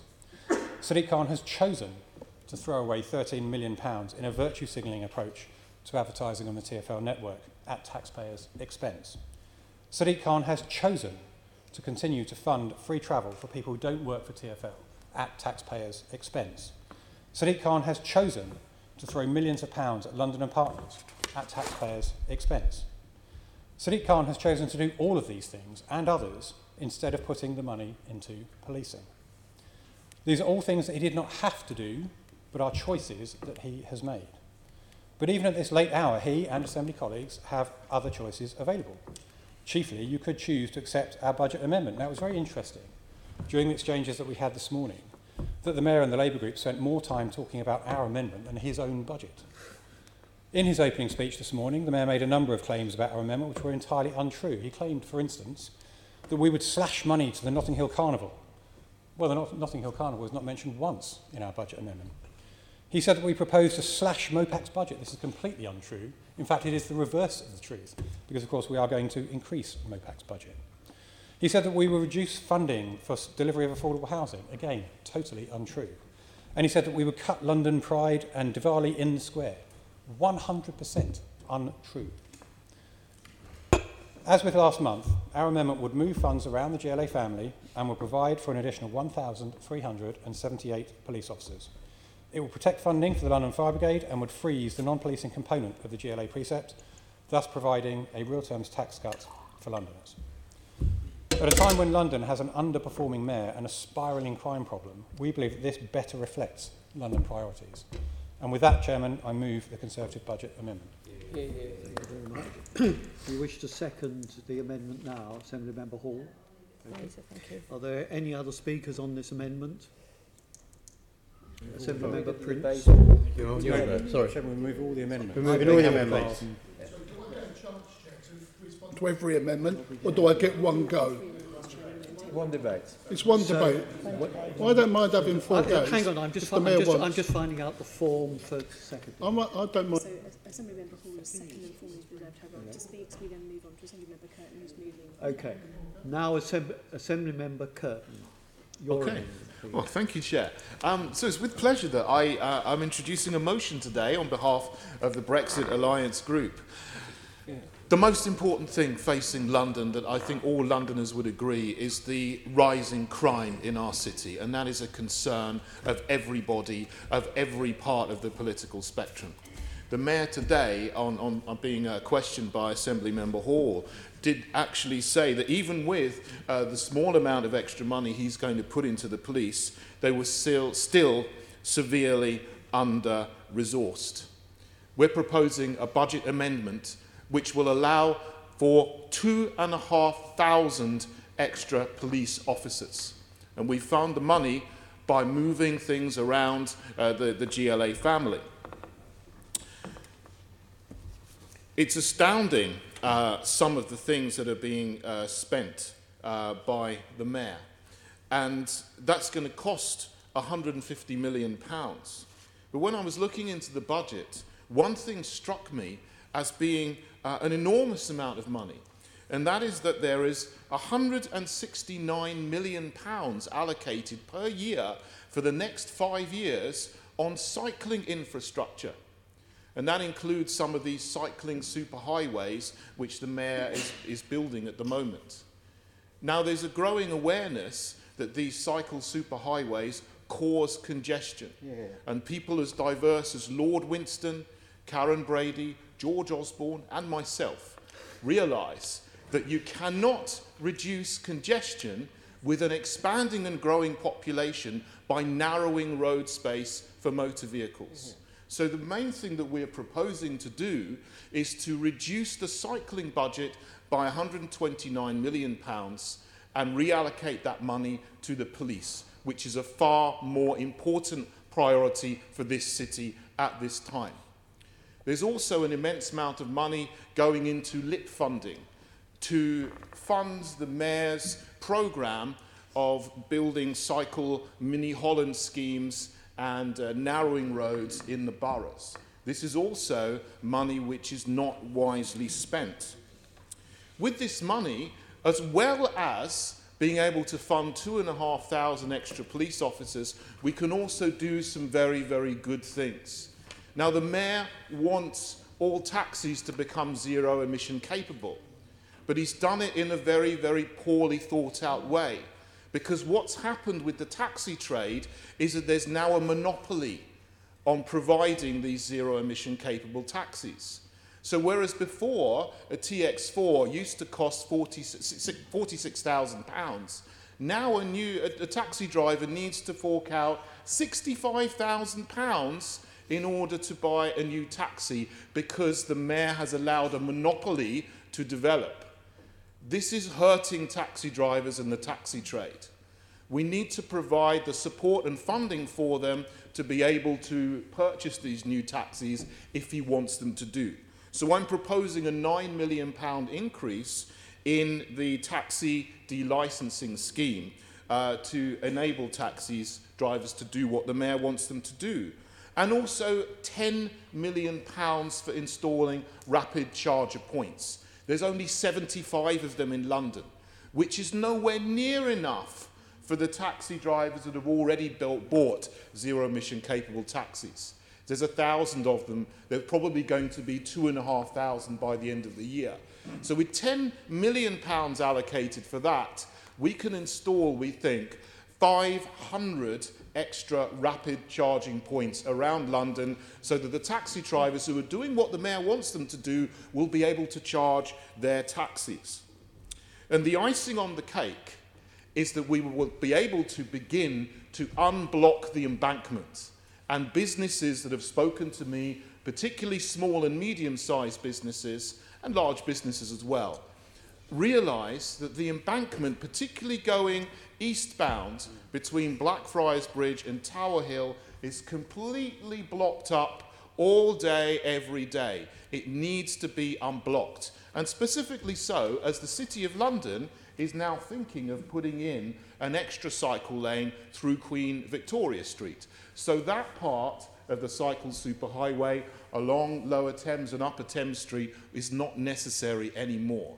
TfL should take the step to unilaterally unblock the embankment by deconstructing that cycle superhighway, reducing congestion and thereby reducing journey times and reducing pollution in that area.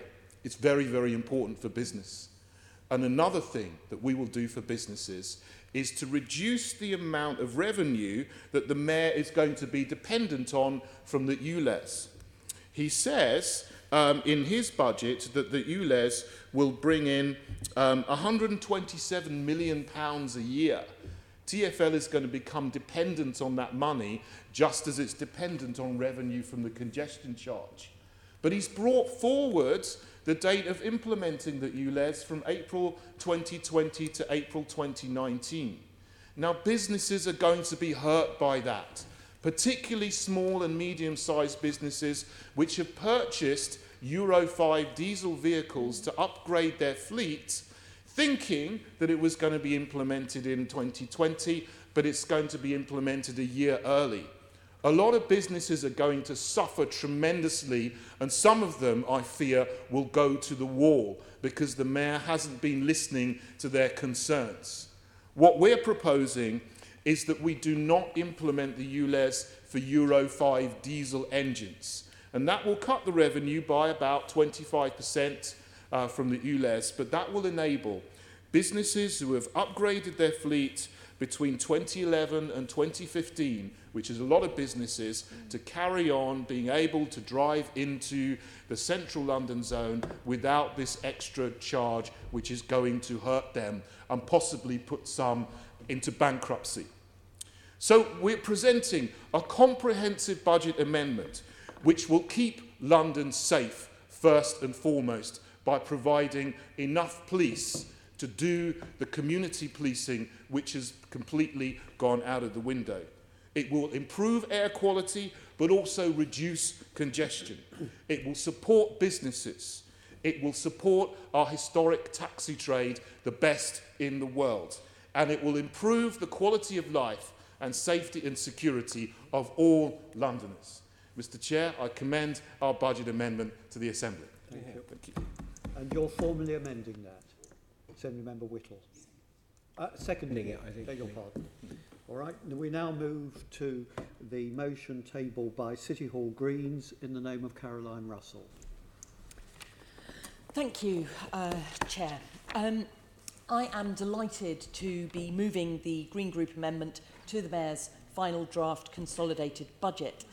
Now, the Mayor has set out in his final budget how he will use an additional £229 million of business rates and council tax returns. As well as funding 1,000 extra police officers and topping up his capital programme reserve and creating a second strategic investment fund, he's made some good additions. It's really good that London will belatedly get its first car-free day under this Mayor in September 2019, funded with a £1 million budget. The 1.7 million for crowdfunding and 6 million more for rough sleeping are also very welcome. And since we pressed the Mayor in our previous amendment and in our questioning of him at the January plenary, he's increased funds for vehicle scrappage. He's announced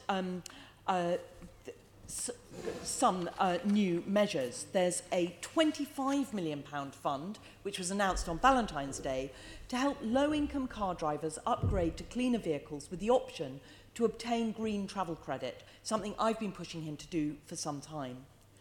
Also, there's 24 million more to support black cab drivers to switch to zero-emission taxis. And last week, he shared plans to include charities in his existing £23 million small business scrappage scheme, All of this is welcome, but the Mayor's plans still don't recognise the difficulties that some charities are going to face in upgrading their vehicles. The grants for these groups are still too low. So therefore, we are increasing to 30 million our fund to support charities to do this in today's amendment. This is the main change, but we've also amended our proposals to support young people. Assembly Member Berry will speak to those proposals and to our housing proposals when she's seconding this amendment.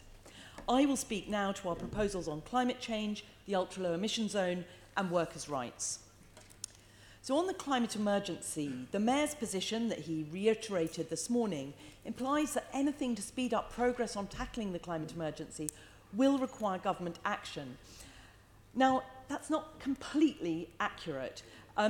His previously published carbon targets show that while he is working, and this is good, to a 1.5 degrees warming limit, he is still working to 2050, not 2030, as a deadline to make London carbon neutral. He hasn't specifically set out plans in his final draft budget to do the work needed to update the climate change and energy section of his environment strategy or update the adaptation measures that London will need to cope with the extreme weather events associated with rapid global warming. He has, however, added 14.3 million to the capital programme reserve since the last version of the budget, bringing it to a total of 40.6 million for 2019-20. We propose using just 405,000 of this, that's less than 1% of the reserve, in 2019-20 for this urgent work. The thousands of London students who took part in climate strikes earlier this month would expect no less from a mayor who has declared a climate emergency. Only once the Mayor has properly assessed and costed the implications of the climate emergency on London will he be able to properly make that case to the government for the funds and powers that he needs. Extending the Solar Together scheme to cover the whole of London would only cost £245,000, so it's very disappointing that the Mayor has failed to grab this quick win from us, and we are proposing it again in our amendment today. Rolling out air pollution audits to each of the 200 primary schools in very polluted areas would cost a relatively modest £750,000. So again, it is surprising that the Mayor hasn't set out in his final budget plans to do this. We again propose that he goes beyond the 50 schools he's already audited and completes 150 more audits of the most polluted schools. I was at the Mayor's National Air Pollution Summit on the 14th of February along with Assembly Members Cooper and Devonish, and I back the calls he and other city mayors are making on government for billions to be invested to support people and businesses to switch from polluting vehicles to low-emission transport nationwide. The ultra-low emission zone is a necessary step. Although road pricing is ultimately a much fairer solution, we welcome the Mayor increasing scrappage measures since the last version of his budget. But when he announced last Friday that charities would be included in his 23 million microbusiness scrappage fund, he didn't add any new money to this first-come, first-served fund. He just increased the competition. The same £23 million pot will be shared between businesses and charitable groups, just with more competition now added in. In terms of the grants available, no distinction is made between businesses and charities, even though charities usually have very limited means, don't make any profit. So grants of just £3,500, they're available to both businesses and charities, or they can get £6,000 to upgrade to an electric vehicle. Now, up to 3 vehicles can be replaced. The level of grant relative to the cost of a new van, the cost of a new van is £28,000 to £42,000 with VAT. So the level of grant relative to the cost is very low. This is leaving charities with a very big gap to fill. Charities often rely on volunteers, and it may take some time to complete the paperwork. Will there be any money left for charities once businesses have got their applications in? We're concerned the fund will run out before charities have been helped with it. Now, our scheme proposes that charities crowdfund around £13,000 themselves to obtain double this in match funding from our fund, which we've increased to 30 million in light of the additional funding that is now available in the Mayor's Strategic Investment Fund. Through crowdfunding organisations, these charities can raise awareness of their work and attract new backers. This is an element that is completely absent from the Mayor's scheme. The more generous level of grant that we would offer better reflects the financial realities for charities. £3,500 just isn't going to be enough for them. And while the sunset period until 2023 means these groups won't be penalised for some time, the low level of grants on offer could mean upgrade projects just get delayed and these polluting vans and minibuses stay on the road for far longer than anyone wants. And then finally, I want to talk about the workers' rights, the 4-day week. We were very pleased when the Chief Officer didn't rule out a study of how a 4-day week could work at the GLA when questioned about this by my colleague, Assembly Member Berry, at the Oversight Committee recently. Since then, a study of an 8-week pilot of a 4-day working week at a New Zealand financial services firm, Perpetual Guardian, found a 20% boost to productivity, increased profits and improved staff morale. Perpetual Guardian switched its 240 staff from a 5-day to a 4-day week and maintained their pay. Productivity increased in the 4 days they worked, so there was no drop in the total amount of work done. And this is what was shown in the trial that's just been published. The company has been deluged with requests for information, mostly from organisations in the UK, followed closely by people in Australia, the US and Germany. A study of how a 4-day week could work at the GLA would show the Mayor is at the forefront of thinking about the future of work. So we urge him to fund that study using £100,000 of the Chief Officer's Transformation Fund. I will now hand over to my colleague Sian Berry, who will second our budget amendment with some more good green ideas. Assembly Member Berry. Thank you, Chair. Yes, I fully support all of what my Green colleague has just said, and I want to give more brief details of the rest of our amendment parts. In part 1, we are proposing to extend this building's work that is about giving residents more power over the buildings in which they live. The Mayor recently hailed the rise of people-powered regeneration when inviting Londoners to bid for his crowdfunding initiative. So in the spirit of that statement from the Mayor, we want to see people-powered regeneration for residents on estates in social housing, and our amendment aims to support that with real help from City Hall. People-powered regeneration for us means solid support in the form of proper training for residents, as well as advocacy in City Hall from a social tenant themselves. Last year, residents fought for a policy that would require ballots on plans to demolish estates, and here at the Assembly we agreed unanimously on this. And the Mayor did bring in a policy requiring ballots, and it is slowly having an effect. But this policy needs to be monitored and policed to make sure that it is carried out fairly, and this shouldn't just be done by us. I think groups of residents don't always have the time or resources to argue against councils and developers who find ways to avoid holding ballots. So people-powered regeneration in this case needs official guardians. And if the Mayor is serious about giving residents a voice, then they need a dedicated officer in his housing and land team who would ensure the ballots policy is carried out fairly and residents aren't cheated out of their rightful say. And that's what our amendment proposes. In addition, our amendment again proposes a social housing commissioner for London, as the Housing Committee recommended in its recent study on how social housing residents are listened to. They would be a social housing resident themselves, they would sit on the board of Homes for Londoners, and they would act as the voice at a London level for their fellow residents. Secondly, I want to talk about part 6 of our amendment, which proposes to amend the budget to increase and extend our City Hall investment in young people.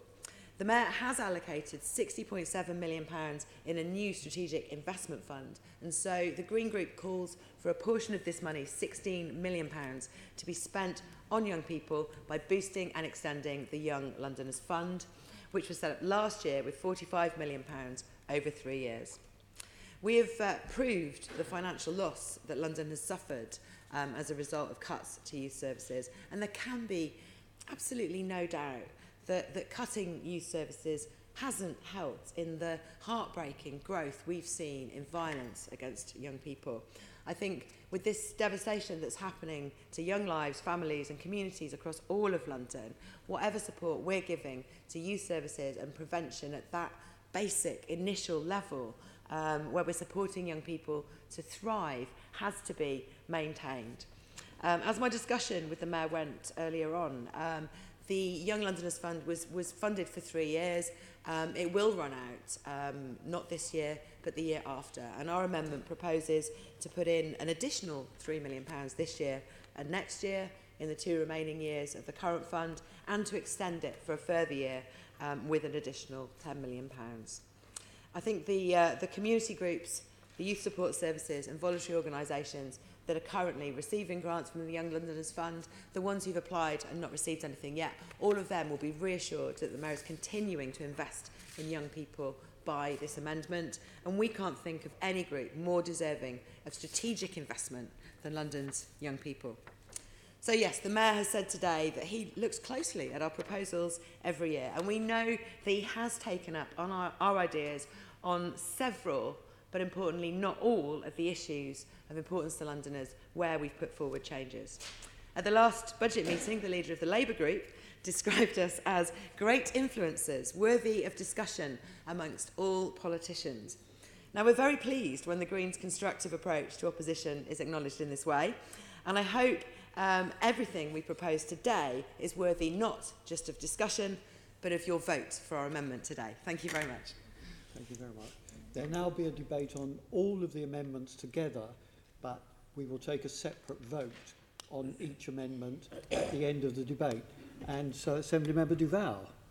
Thank you very much. Apologies to those political groupings. I make no apology because I am going to concentrate on the Conservative Party, because they are, unless there's a great upset, if they ever won power, which I would think is something to extremely worry about, if they ever got back into power in London, they would commit a number of reckless and damaging things for Londoners. Their budget amendment, the Mayor says, is a budget in wolf's clothing, warm words but void of any real care for safety, welfare or prosperity of Londoners. Beneath the surface, I think they show a real disdain for public services and a return to the Tory compulsion to run those services down and cut budgets for sake of cutting budgets for no real reason. The only interesting thing about their budget, it does add up just this time. At best, it's a shallow submission full of political posturing. They seek to cut over 300 staff posts, such is the Tory way. That's the Tory way of the past and the Tory way of the future. Yet they fail to acknowledge that City Hall staff are delivering more than ever before.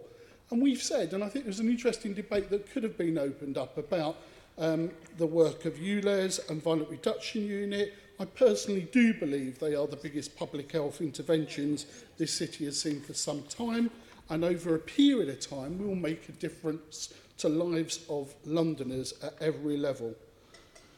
But equally, you know, the criticisms from the Tory party in terms of the Mayor's not doing enough for homes, well, they're quite happy to cut the staff in terms of making it even more harder to deliver those homes, but equally they don't recognise that in terms of the Mayor agreeing to a number of planning applications, why is the developers, why are the people in terms of pushing the future of London not committing to put in spades in the ground?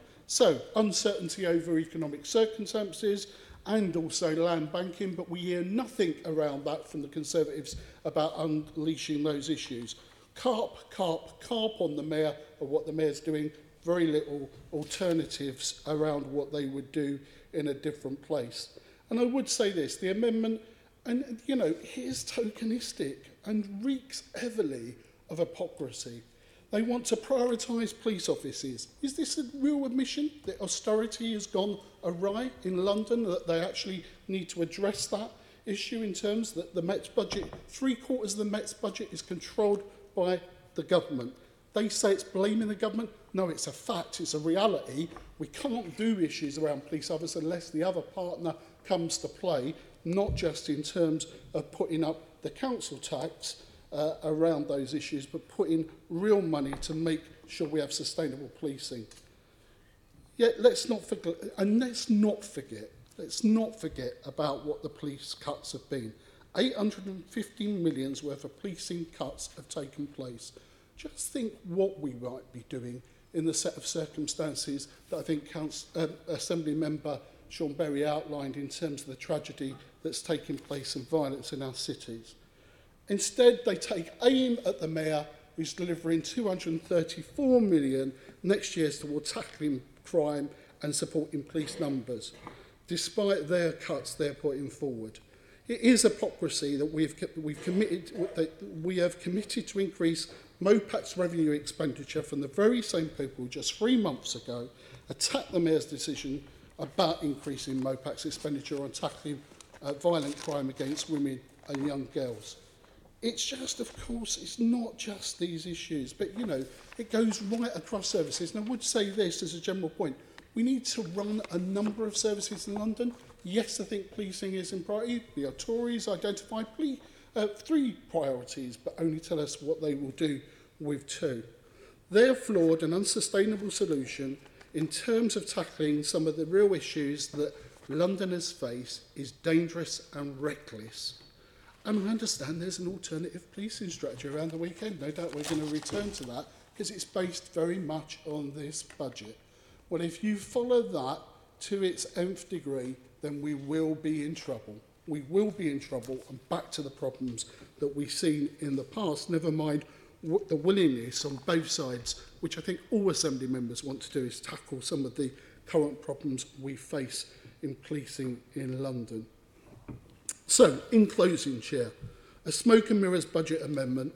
On one hand, there's an admission that austerity isn't playing off. On the other, it seems to be it also compels to satisfy their thirst for cuts. Now, I know the Tory party is being taken over by the UKIPers, but I've got to say this, from our side, you know, one of the cuts they're proposing, I've been critical of London and Partners, but at a time when, you know, I'm critical about the way it delivers its services, but I'm not critical about the money it receives. At a time when there's uncertainty created by business, by Brexit, at a time when there's economic issues that we need to do, why would you cut that money from in terms of supporting businesses in London? Why would you cut that infrastructure when it's about bringing investment into London? It's ironic that from alternative standpoints, that UKIP speaks up for business in London. Tories can't even find space to talk up for business in London, and we will talk up for business in London because we know it's hard out there in the economic environment and the uncertainty created, whether it's Brexit or the general economic situation. So the Tories want us to believe they're committed to keeping Londoners safe, but there's little substance contained in this amendment that exposes their lack of sincerity. Okay, this reckless amendment weakens City Hall, weakens public services and weakens our protections of the city. And it's these reasons why we should vote against this amendment and by convention we'll be voting against the other amendments. Thank you. Assembly Member Prince. Thank you, Chairman. I wasn't going to speak actually, but something the Mayor said quite randomly about the fact that the Tories don't care about vulnerable women and girls. It's worth noting, actually, in 2010, when the then Mayor, Boris Johnson, clearly the best Mayor that the city has ever had, wanted to place the Rape Crisis Centre in East London. Not one single Labour borough would even consider taking on that responsibility. So it fell to me, as the Conservative leader of Redbridge, to take that on and deliver that service for the whole of East London. I'd also like to comment actually on the baggies, as we affectionately call them, amendment, which I've got a lot of sympathy for. I think it's a really good amendment.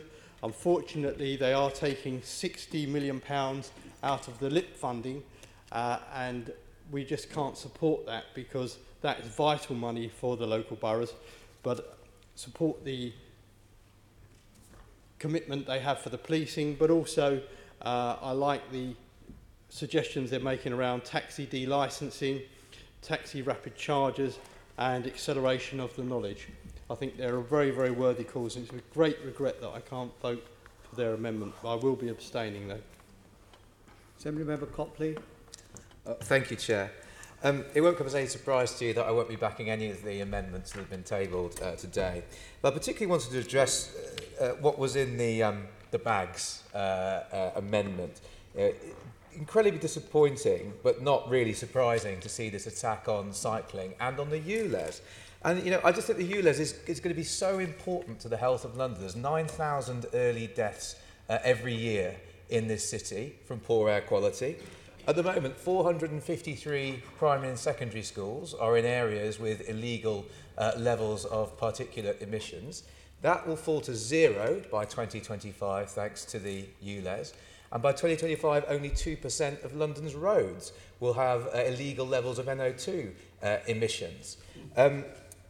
This is something that's going to be incredibly important for Londoners and incredibly important for tackling inequality. The gap between the air quality in the richest and the poorest areas of London is going to fall by 71%. So, it's incredibly disappointing to see this attack on what I think is one of the Mayor's most important policies. And just finally, because I'm only going to speak briefly, just to address what Assembly Member Curtin said earlier about Article 24 of GATT, meaning that we can just go on to the same terms of trade with the EU. This has been totally debunked by trade experts. I know we're not supposed to listen to experts anymore, but under the WTO's most favoured nation rule, in order for us to go on to the same trading terms of the European Union, we would also have to reduce our tariffs to 0 for all other WTO members, and the European Union would have to reduce tariffs to 0 for all other WTO members. Now, obviously, it's possible for us to do that. One might say it would be incredibly damaging to very many sectors of our economy, particularly farmers, but it's completely implausible to think that the European Union would go along with it as well. So, I hope that Assembly Member Curtin isn't going to repeat that. I'm not particularly confident of it because we have seen the outright and barefaced lies that Brexit fundamentalists are willing to tell in order to achieve their damaging aim. Assembly Member Arnold. Chair, thank you. Just want to get up and add to the agenda aspects of this budget that covers the requirement for the GLA and primarily the Mayor to address, and that is the public sector equality duty. And this duty arises from Section 149 of the Equalities Act 2010. So that, for me, is the starting point with any budget and any action that this or any other mayor takes. And so I am really pleased to say that having looked at the budget proposals and looked at the 3 key policy areas that I can identify, I know from talking to my constituents, from having represented my constituents for so many years, that the 3 policy areas that have been addressed so fully in this budget are the areas about crime and safety. And I therefore welcome the fact of the additional 234 million to tackle crime in the Mayor's budget. And we may have issues about who he's appointed, and we will have the chance as the Assembly to criticise the work of the unit that's been spoken about today, this morning. But the important thing is that additional funding. I also want to address the issue of health, which sometimes is about number 4 in the hierarchy of things, and it's so important. And I speak from a position, and I don't ever apologise for saying, I speak out for people like me who have spent their life suffering from asthma and then go on to other chronic illnesses.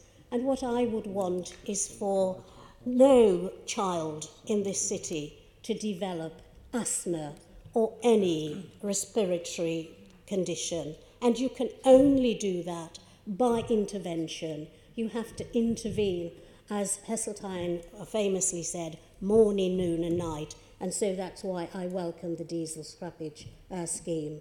And, when we talk about poverty and intervening to help ordinary families, one of the best things that this mayor's done is to freeze travel. And people don't understand that. But what I would say to them, ask the ordinary household how this has helped them so that their children and themselves can travel around their city during holidays, which they wouldn't normally do because they couldn't afford it. Look at the other measures that impact on the quality of the lives of Londoners, and also look at those policies that the Mayor's introducing in his budget through his funding regime that will bring about greater equality to this city. I thank you. If there are no other speakers, I call upon the secondaries of the amendments to speak. So, Assembly Member Whittle.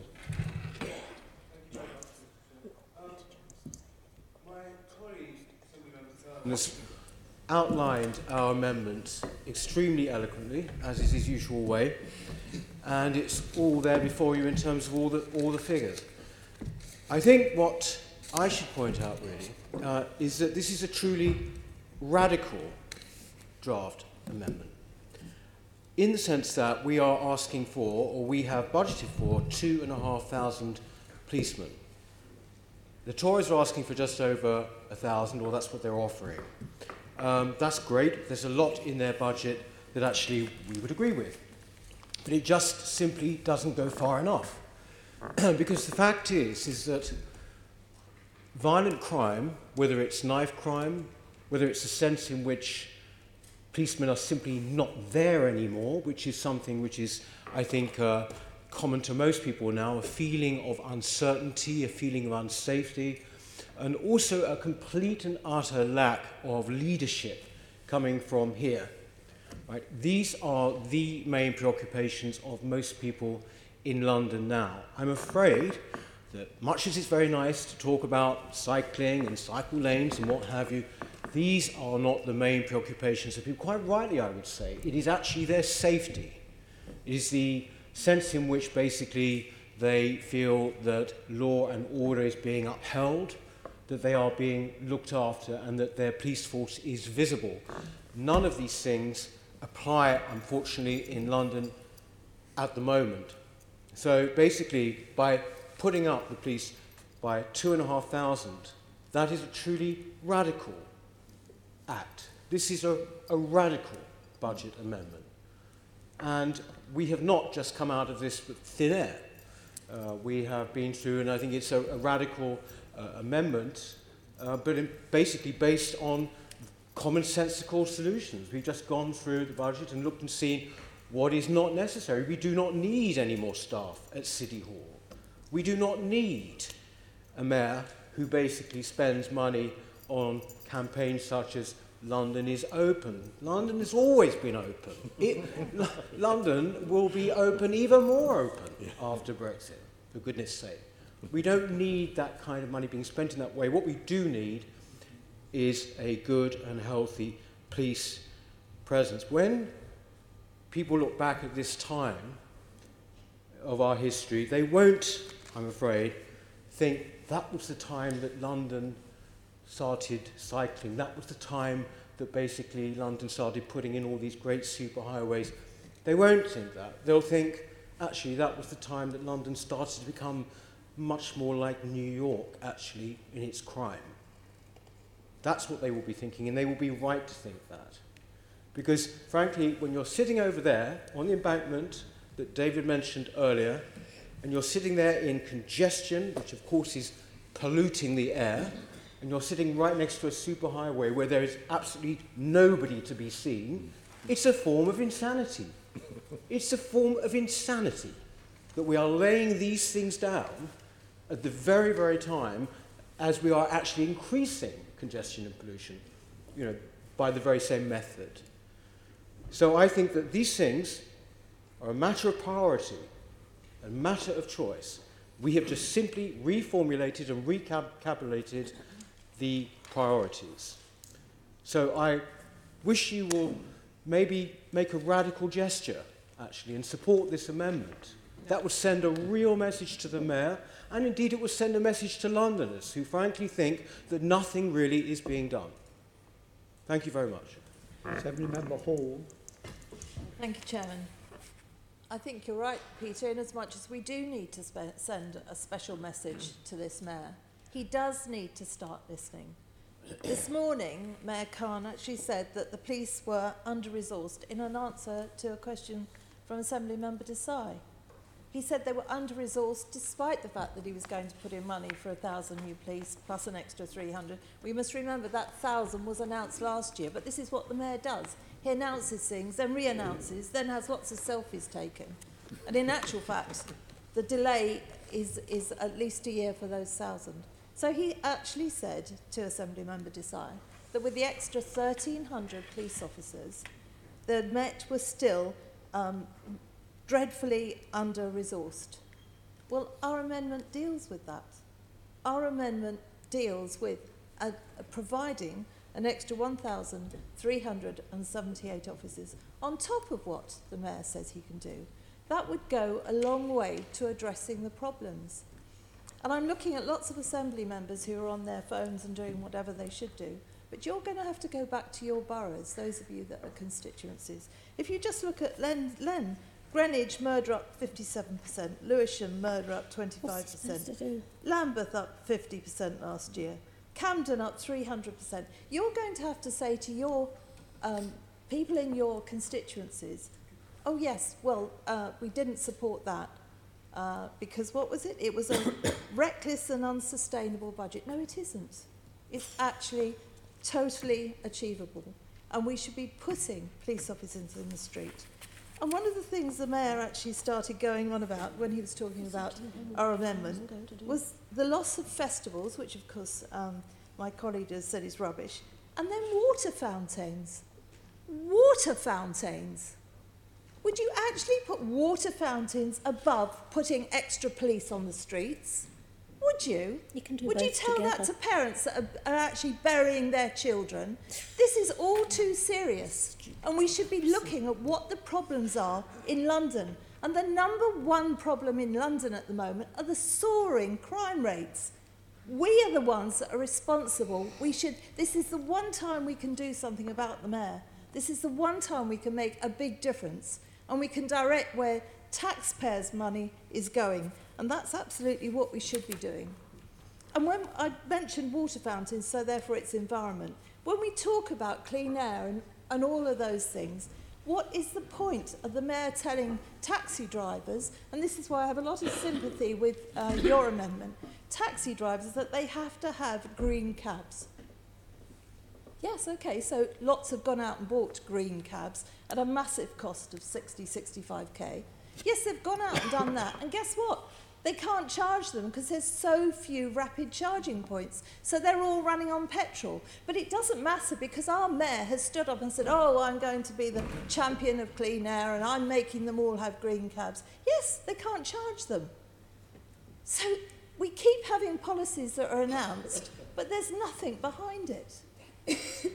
I was interested, Len, with your comments that God help us if the Tories got in power. Well, actually, if we did get in power, taxpayers' money would be spent wisely because that's the Tory way. I hope our Mayor would actually claim responsibility for what he should be doing, as in charge of the Met and in charge of TfL, unlike our Mayor now who blames everybody else. I'm just responding to points that Assembly Member Deval made. And he said then that the Labour Party was, the Conservative Party was being led by UKIP. Well, it's alleged that the Labour Party is being taken over by anti-Semites. And I tell you what, that is far, far worse. So I go back to the original point. Our amendment is about putting extra police officers on our streets. We owe it to our residents, especially those that are suffering terrible, terrible crime in their neighbourhoods. So I support this amendment. I'm sorry I can't support yours because of the situation in it. But I urge all of you that have got to go back and talk to your constituents that are living a life of hell with crime all around them. I hope you can explain why you didn't support an extra 1,378 police officers. We now go to the summations of each of the amendments. So, Assembly Member Russell.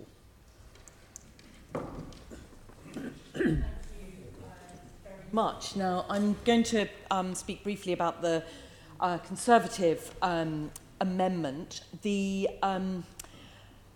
first of all, the policing cuts, the cuts to youth support, we need to, if you look at our amendment, we've got a positive solution with making sure that youth services have got decent funding in the budget. The Conservatives do need to take responsibility for the impact that the cuts of their government have had on London and on our city. I think it's wrong to hamper City Hall by cutting staff. These staff are working to deliver social rent homes, clean up our air, all those things that the Mayor was talking about earlier. And it's absolutely miserable to be cutting culture. Slashing Travel Watch, that's actually a statutory responsibility, so that's surprising to see in there. Taking aim at high-fat salt and sugar ban on Transport for London, that would actually save the NHS money if that works. And the one thing I'll say you do have a point on is renting out space at Union Street, and that's interesting. But what's happened to the Tory positivity last year? Last year you had interesting ideas like assistance dogs for veterans with PTSD.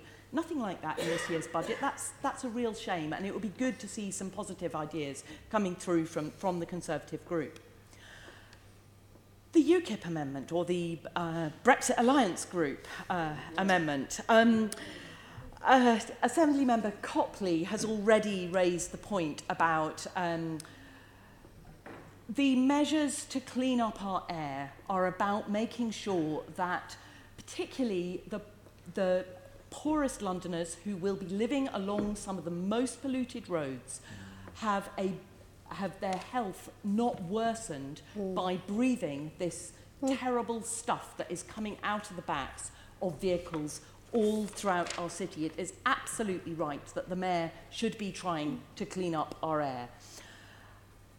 And then you have a go at ripping off the boroughs, ripping out the superhighways, while you try and keep our air polluted. Now, ripping off the boroughs, the LIP funding that you're casually taking away is the main, it's the main source of funding for these boroughs to deliver the changes on their own streets. Cutting traffic is a goal of the Mayor's transport strategy. Schemes that reallocate road space away from the motor vehicles to help deliver the strategy are absolutely essential to all these LIT projects. Even Westminster proposes cutting traffic in their proposals for Oxford Street. We're going to be losing £250,000 in Havering for the Romford Marketplace and New Market building scheme, with works that were going to actually help with repaving, tree planting, getting play equipment for children. Croydon, £750,000 lost from public realm improvements in South Norwood Town Centre. They were going to widen and declutter footways and pavements, make sure that the pedestrian and cyclist accessibility and experience is improved. And in Bexley, there's £500,000 for safety measures to reduce the number of collisions in the borough, in particular safety issues around schools, including parking enforcement. You know, this stuff that you're casually cutting makes a real difference to Londoners' everyday lives and is absolutely not votable for. And then the cycle superhighways. The East-West Cycle Superhighway had over 10,000 people a day cycling on it just a year after opening. Proposing to remove the whole thing just goes against all sense in terms of trying to reduce congestion in our city. It's seen a 200% increase in cycling when it went in. It's got the highest increase of any cycle superhighway. That's the one along the embankment that you're particularly worried about. Cycle superhighways make up just 1% of the cycle network, but they move 3% of the flow of people cycling. So if every Londoner cycles for 20 minutes a day, it would save the NHS £1.7 billion over the next 25 years. I just think that Assemblymember Curtin should give cycling a try. Thank you very much. And now Assemblymember Curtin. Thank you very much, Chair. Well, it's been very interesting and good to hear many of the comments which are going around the room in this debate. Now, I do appreciate Assemblymember Hall, Assemblymember Prince, and your warm comments about our amendment. And you know, it's a shame that you at the moment say that you won't be able to vote for it, but maybe you'll change your mind in the next few minutes. Who knows? And the one thing that you seem to have grave concerns about is the LIP funding. Let me try and persuade you that the amount of money which the Mayor's got for LIP funding is not necessary. He's put 90 million into LIP funding. We're saying only 30 million is necessary. Some of the money which LIP funding is used for projects which narrow our roads and make London more congested. For example, in Camden at the moment, there's just been a block put in at the north end of Judd Street. So taxis and other vehicles cannot turn from Euston Road into Judd Street. Tottenham Court Road is being narrowed from the width that it's always been, and that is creating huge amounts of congestion. Taxis and other motor vehicles, service vehicles, delivery vehicles, emergency vehicles perhaps, will have to go a much longer route to go along to Tottenham Court Road, or even to access some of the businesses. They won't be able to do that. That's going to cause an increase in journey times and an increase in pollution, because of these vehicles that can't go along Tottenham Court Road are going to have to go a much longer distance to where they're going to have to go to. So that is the thinking behind reducing LIP funding. We're not going to reduce it all. That's why we suggested we'll leave 30 million there, so that the projects that actually do make sense we can implement, but the projects that don't make sense we can scrap and keep London's roads moving. Now, Assemblymember Copley said something which I think was not true, because he confused a couple of things. He referred to earlier an exchange I had with the Mayor about Article 24 of the General Agreement on Trade Tariffs, which if we go on to World Trade Organisations after Brexit, we will continue to be able to trade tariff-free in goods under Article 24 if the UK and the EU agree. He's confused that with unilateral reduction of trade tariffs to zero under the most favoured nation option. That is, I need to clarify that, because he has got something confused there. And that's very, very important at the moment, because of course we are talking about the Mayor's budget, but this has come up. And the most important thing which is going to happen next month is that we are going to leave the European Union, which is going to be a wonderful thing. Now, the Green amendment, sorry, I wasn't really listening because I was thinking about Brexit. But I'll move on to the Labour group, and I know some of you have said you're not going to vote for this motion, but I'm not sure at the moment who's going to be Labour and who's going to turn into a Tigger at any one time. So maybe for some of you, this is the right time to come out as Tiggers. And if you do, you could vote for this fantastic and radical, as my colleague says, this radical budget amendment. Why wait? I mean, you would regret not voting for it today and then becoming a Tigger next week or the week after. Why wait? Vote for our budget amendment today. Make London a better place. Thank you very much. Assemblymember Bacon. Thank you, Chairman. After last month's fuss about the order, I almost regret having to follow that. Okay, right, moving through the amendments in order. The Green Amendment. During her remarks, Assemblymember Russell criticised our amendment for saying it would be wrong to hamper City Hall by cutting staff, and this is a sentiment echoed by the leader of the Labour group, who said, we fail to acknowledge that City Hall staff are delivering more than ever before. I'll take those 2 points together because, of course, actually what our amendment does, as those of us who are on the Oversight Committee will know, is that most of the staffing reductions that come from our amendment are from deleting vacant posts and refusing to take on planned increases that are not funded externally. So both of those comments don't stand up. Assemblymember Russell talked about Travel Watch. She mentioned it's a statutory responsibility. We know, and that's the only reason we're not taking all of their money from them, because they're absolutely hopeless, as every single member of the London Assembly knows to be completely true. Turning to the Green Amendment, Assemblymember Berry said that much of it is worthy of discussion. She's pleased that colleagues have noticed that much of it is worthy of discussion, and I agree, I think all of it is worthy of discussion. The trouble is, from our point of view, is it looks substantially the same as the amendment that was tabled last month. I outlined our reasons for not being able to support it then. They haven't changed, so I'm afraid we can't support that, and we'll be voting against it. Turning to the baggies, I'd like to welcome them onto the fabulous plane that is the budget amendment crew, so well done for tabling one. As my colleagues have said, a lot of what they have said in their amendment is stuff that we really rather like. I mean, some of it looks very familiar, actually, because some of it seems to be in our amendment as well. But having said that, there are some new ideas in there. We like the stuff about the rapid charges for zero-emission capable taxis. We think that that is quite sensible. It echoes policy papers that we have published in the past calling for precisely that. However, we don't agree with the sentiment around the very large cut to local implementation plan funding. The important point to note for the Brexit Alliance group is that LIP funding is actually, a lot of it is, now the boroughs are very, very dependent on it as a result of cuts that have been made to local authority budgets, and it reflects their priorities. They get to choose what they spend it on in alignment with Transport for London, so it's not just spent on cycle lanes that nobody wants. So we can't support a cut of £60 million to that. So for that reason, we won't be supporting your amendment either. Turning on to some more of the other comments, I mean, I'm almost wistful. We don't have an amendment again from the Labour group, and those of us who were here before 2016 can recall the halcyon days of 110-page, £20 weight amendments that used to be dropped onto our desk like this every budget meeting. Massive amendments from the Labour group.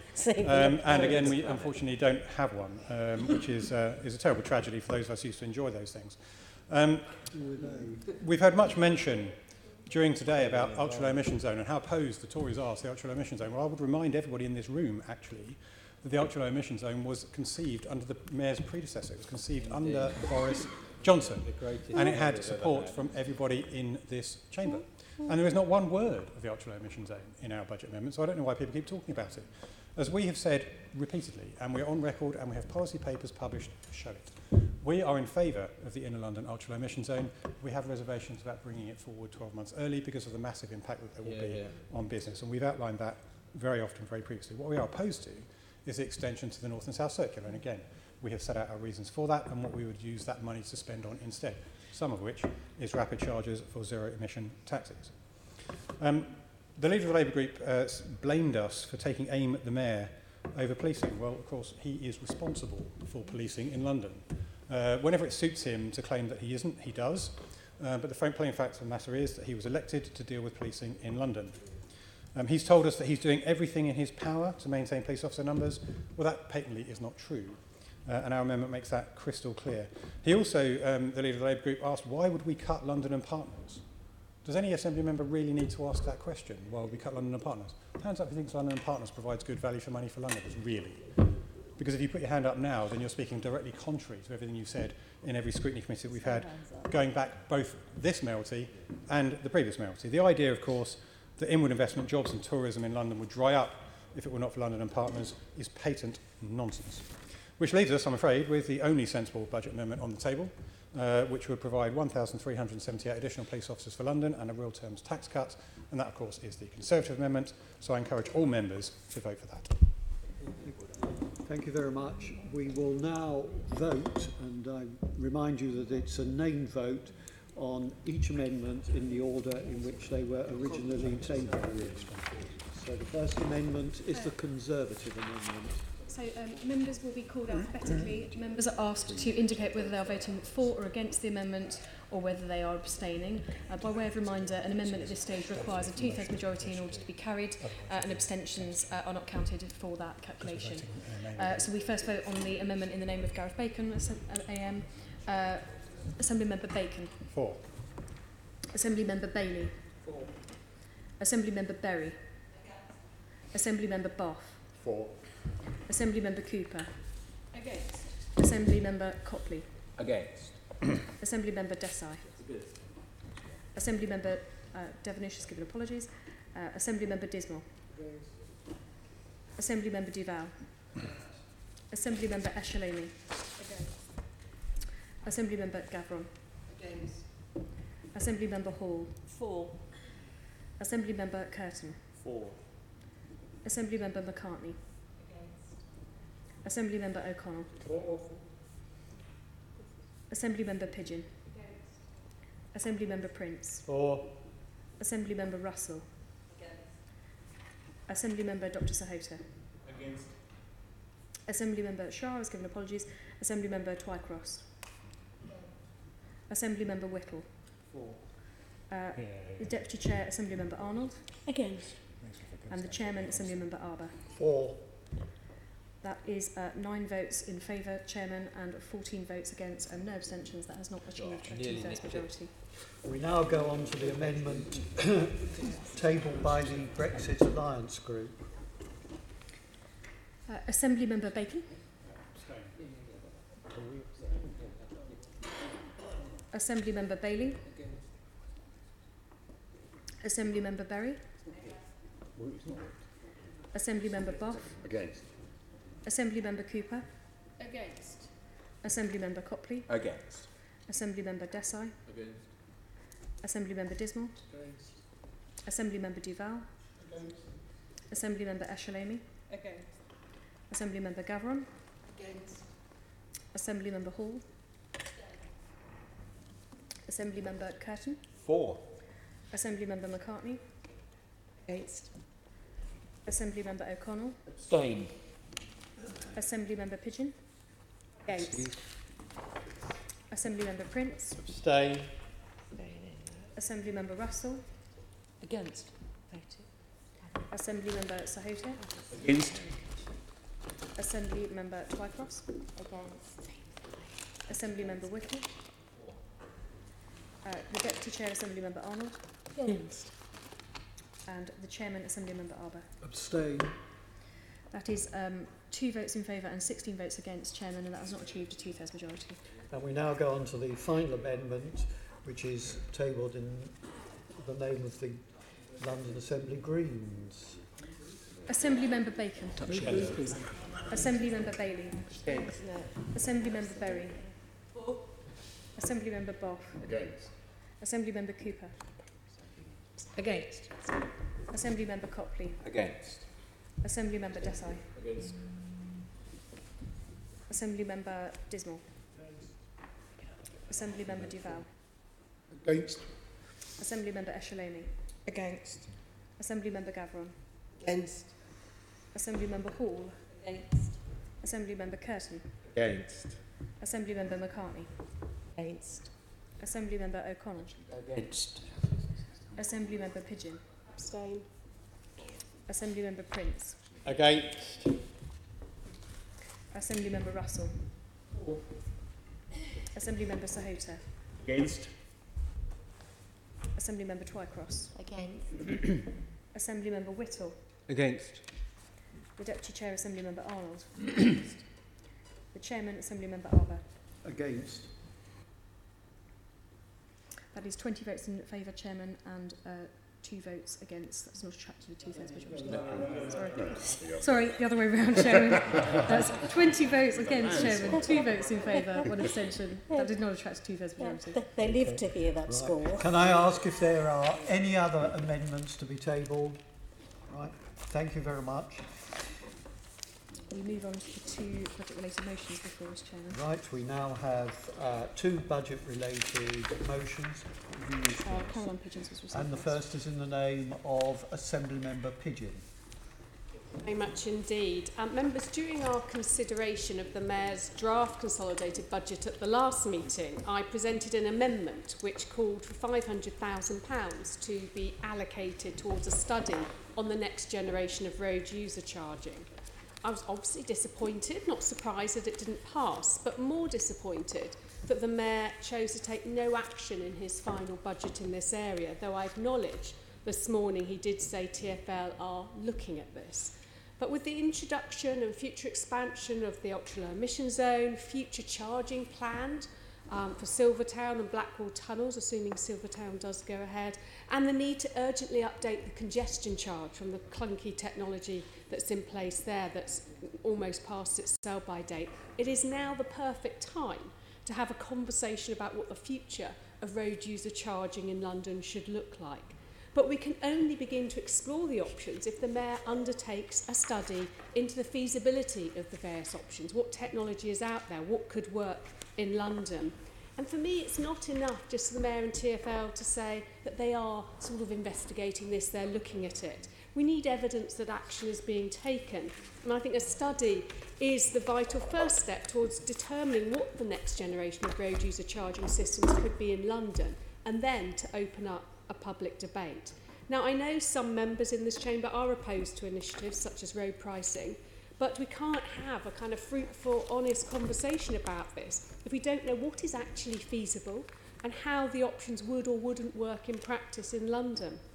So I'm asking today for your support in this motion. I'd like to thank Assemblymember Berry for seconding it, to join me in urging the Mayor to meet his mayoral transport strategy commitment and undertake this vital study. Thank you. Assemblymember Berry, do you wish to second? Yes, if that's okay. Want to do it now? Thank you very much. Yes, so the development of a smart, fair system of charging for the impact of driving motor vehicles on our city has been repeatedly kicked into the long grass by every recent mayor. But it is something we do need to be working on for a future in which our city functions and becomes a healthy, not a deadly place to live. We have area-based schemes with the congestion charge and the ultra-low emission zone, but smart road pricing could be more effective and fairer for everyone, and people here are right to point out the unfairness that can result in some cases of a scheme that charges for a full day, no matter how far or how long you drive. And I would like to see the same people always follow up their arguments each time with a call for a scheme that is fair and smart, not no scheme at all. I also warned in the last budget debate how important getting the details of any new road user charging scheme right are, about the level of debate in public and the level of consultation there needs to be, and in particular about the privacy implications. We have looked closely at data collection across the GLA in our Oversight Committee, and it's clear that we can't allow a road pricing scheme to become more and more necessary as it gets more and more delayed, to the point where it gets rushed into. And details like privacy, both for drivers, keeping the details of their movements from us, and from potentially abusive people in their households too, are skipped over and forgotten in the rush. On a day when the haze in the air is clear to see, and we are putting out health warnings to people about simply breathing the air around them, we have to acknowledge the need to act on this. Unnecessary journeys by car or van not only cause air pollution, they don't only cause congestion on our streets, hampering the necessary journeys, but also make them more dangerous places to cycle and walk through. Now, it's been 2 years since the Transport Committee recommended that the Mayor should make plans to introduce smart, fair road user charging in London, and he keeps saying that he is doing this. But everything is happening behind closed doors, and we, the ones holding him to account, can see no evidence of progress for ourselves. It's clear that the Office of the Mayor still lacks slightly the will and courage to grasp what can be a controversial issue and push it forwards. In these cases where something is clearly necessary to talk about, cross-party nudges really can help. So I think our job today is to pass this motion and nudge the Mayor along the way to getting this work and this debate out in the open. Starting with the work we already know is happening with the workplace parking levy, and a full study as soon as possible on making our way to the fairer, smarter, privacy-friendly and effective ways of managing our road space that our city needs to develop. I fully support this motion, and I thank Assemblymember Pigeon for putting it. Assemblymember Desai. Thank you, Chair. My motion is on police funding. Sorry, yeah, Yes, that's right. that's right. Member Desai has risen to move his He has. motion. Normally we would vote on motions before we move on to the next motion. I'm just want a bit of clarity. That's what I. That's what I thought. Get this done. I rely entirely, this is me passing the buck, I rely entirely on the advice that I have been given. Ordinarily in the budget meeting there was one debate on all budget related motions moved at that time. If Assemblymember does not wish to move it at this time, then we'll debate Assemblymember Pigeon's motion and vote on that and dispose of it before moving Well, to let's do Assemblymember that. Let's just do that for the Who sake of wants clarity. to speak on Assemblymember Pigeon's motion? Oh, we've got some. Assemblymember Duval. Thank you very much, Chair. Mayor, in his update earlier on today, has taken Caroline's thoughts on, Assembly Member Pidgeon's thoughts on road user charging on board. He has said the work is underway in TfL and they are currently looking at technical options available. Therefore, actually no additional funding is required at this time. So while we're sympathetic to the sentiment on this side of the table towards this motion, albeit we'd like a further discussion about workplace parking charges, we think this motion is unnecessary and will abstain. But no doubt we'll find out today that you've got some unexpected supporters, because like you, Les, the Tories claim today that they're big supporters of it. I hear the silence is deafening on their side when we go out. You might find there's some supporters here, because as I said at our last meeting, this idea originated of the right. It's the time of the 21st century about how things change. Now, we've shown we can move off this agenda and support road charging. I think they, on that side, need to understand what their thinking is on this issue of one of the great movements, one of the great issues that will face future transport policy in London and in the nation in years to come. Assembly Member Curtin. This motion is entitled being a motion on road user charging, but it also covers another issue as well, which is the workplace parking levy. Now, both of these ideas are bad ideas. Road pricing is going to cause a tremendous detriment to civil liberties. If road pricing goes ahead, everybody's movements in their vehicle will be tracked all day, every day, going into the computer of some state organisation. And I know a few weeks ago, when this was debated, Assembly Member Berry even expressed concerns herself about civil liberties. But there's absolutely no way to get around this, because there will have to be storage of data of where everybody goes in their vehicle for people's statutory rights, if nothing else. It's absolutely the wrong thing. This is bringing in a big brother system. And I think outside the auspices of this chamber and the places where politicians inhabit, people are very, very concerned that people are even considering this kind of scheme. It's absolutely the wrong thing for freedom and liberty, and we're against it in UKIP and the Brexit Alliance. The workplace parking levy is... indeed.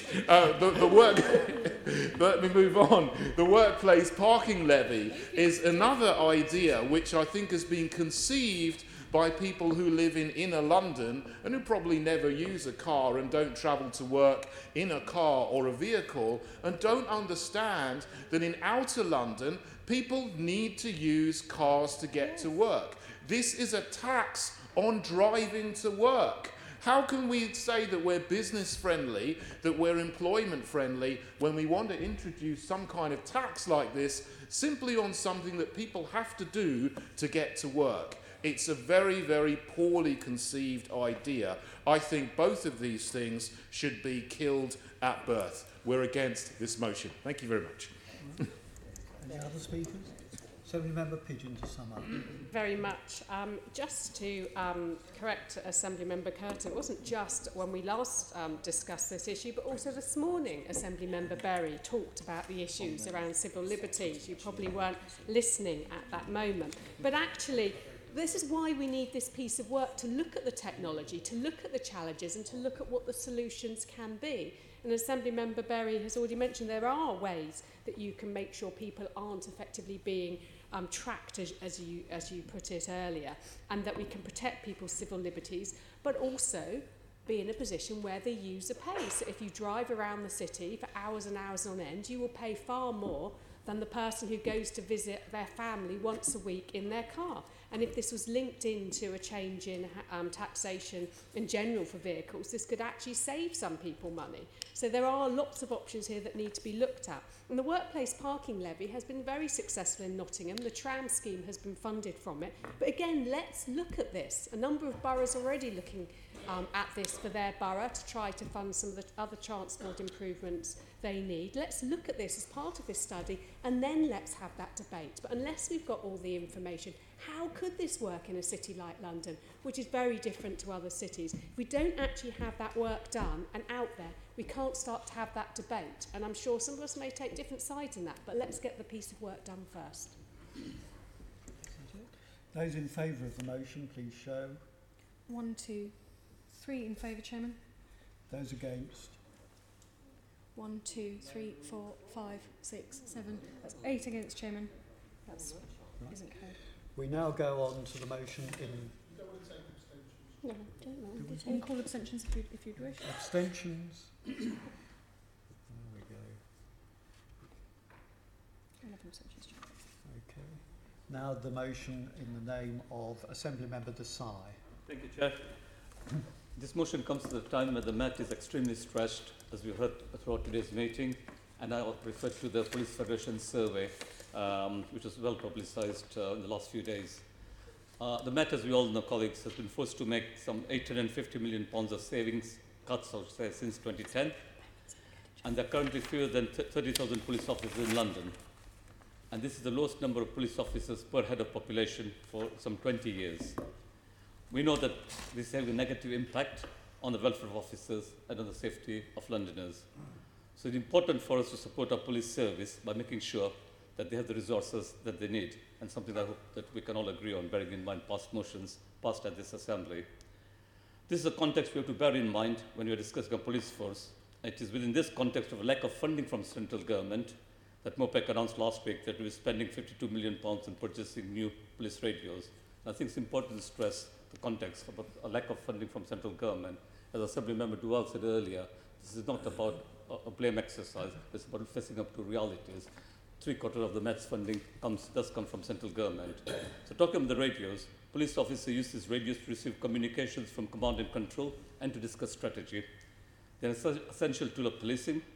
They are being used right now to deal with crimes and emergencies which are happening all over London. The Home Office has been planning for a transition away from the airwaves telecommunication system to a new system called the Emergency Services Network. This transition was originally due to take place in September 2017. The Public Accounts Committee and the National Audit Office warned that the project was not on track. And of course, this Assembly itself has exposed this issue at Oversight Committee. And I think Assemblymember Pigeon, in fact, raised this at Police and Crime Committees about 3 or 4 months ago. So we all expressed our concerns about the timelines of this project, stressed the need to develop the system properly so that our police and emergency services can use the system safely, including on the underground. And we made it clear that we are concerned the Met would be unfairly left to pick up the bill for the delay. Unfortunately, many of these concerns have materialized. The current radios that the police are using now are some 14 years old. Many of them no longer work, and they need to be replaced. But instead of buying new radios which are compatible with the new emergency services network, we are having to buy equipment, radios which work on the airwave system. And this means that Londoners are having to foot the bill for the failures of the Home Office. And it is not fair that we have to pay for this. And that is why I hope that the Assembly will join me in calling on the Mayor to lobby the Home Office to remunerate the Met for any costs incurred due to the delay. The motion also refers in the last 2 sentences to the National International Capital Cities grant, on which we are positioned, so I won't say no more about that, and I already mentioned the grant when I questioned the Mayor, and the cost of the 2017-18 and 2018-19 police pay rise. Again, I proposed a motion to the Assembly back in July, so we have a position on this as well. So I hope that colleagues from all sides of this chamber do support this motion. Assemblymember Duval, do you want a second now? Okay. Assemblymember Bacon. Thank you, Chairman. Very briefly, I'd like to thank the Labour Group, Assemblymember Desai and Duval, for what I think is a constructive and thoughtful amendment. I think it's designed to get all parties support, and whilst I can't speak for other parties, I can speak for mine, and we will be supporting it. The Emergency Service Network is something that has long been a subject of cross-party concern in this place. Our position on that hasn't changed. We tend to agree with the sentiments of the motion in that regard. The issue of national and international capital cities grant is, of course, something I spoke about earlier when we were debating the budget amendment, and we fully agree that the Home Office should be fully funding NIC. Equally, the police pay rise is something that we're on record in public as saying should come from a Home Office grant rather than being expected to be found from within police budgets. So on that basis, I can't find any reason to disagree with this motion, so we will be supporting it. Assembly Member Berry. Thank you, Chair. Yeah, I'm not going to find an excuse not to support this motion. It's a good motion. We're going to support it in the Green Group. And as we see on the Police and Crime Committee, we are not reimbursed for nearly enough in London for some of the policing work we do. Just a few days ago, we found we were not going to be fully awarded the claim we made for the Grenfell investigation. And the national and international capital cities grant that we get is we know that's nowhere near enough. So I fully support this. I like the list of things that we're going to lobby the Home Secretary on, and I hope we can add the £2 million shortfall on Grenfell to that list as well. Senator Member Duval. Chair, in seconding this motion, look, all we're asking for around this table is a fair funding settlement in terms of from whatever government's in power at the time, and recognising that. And we, it's not just on policing, but on an whole host of issues, we are under pressure where there is a view that London has it all.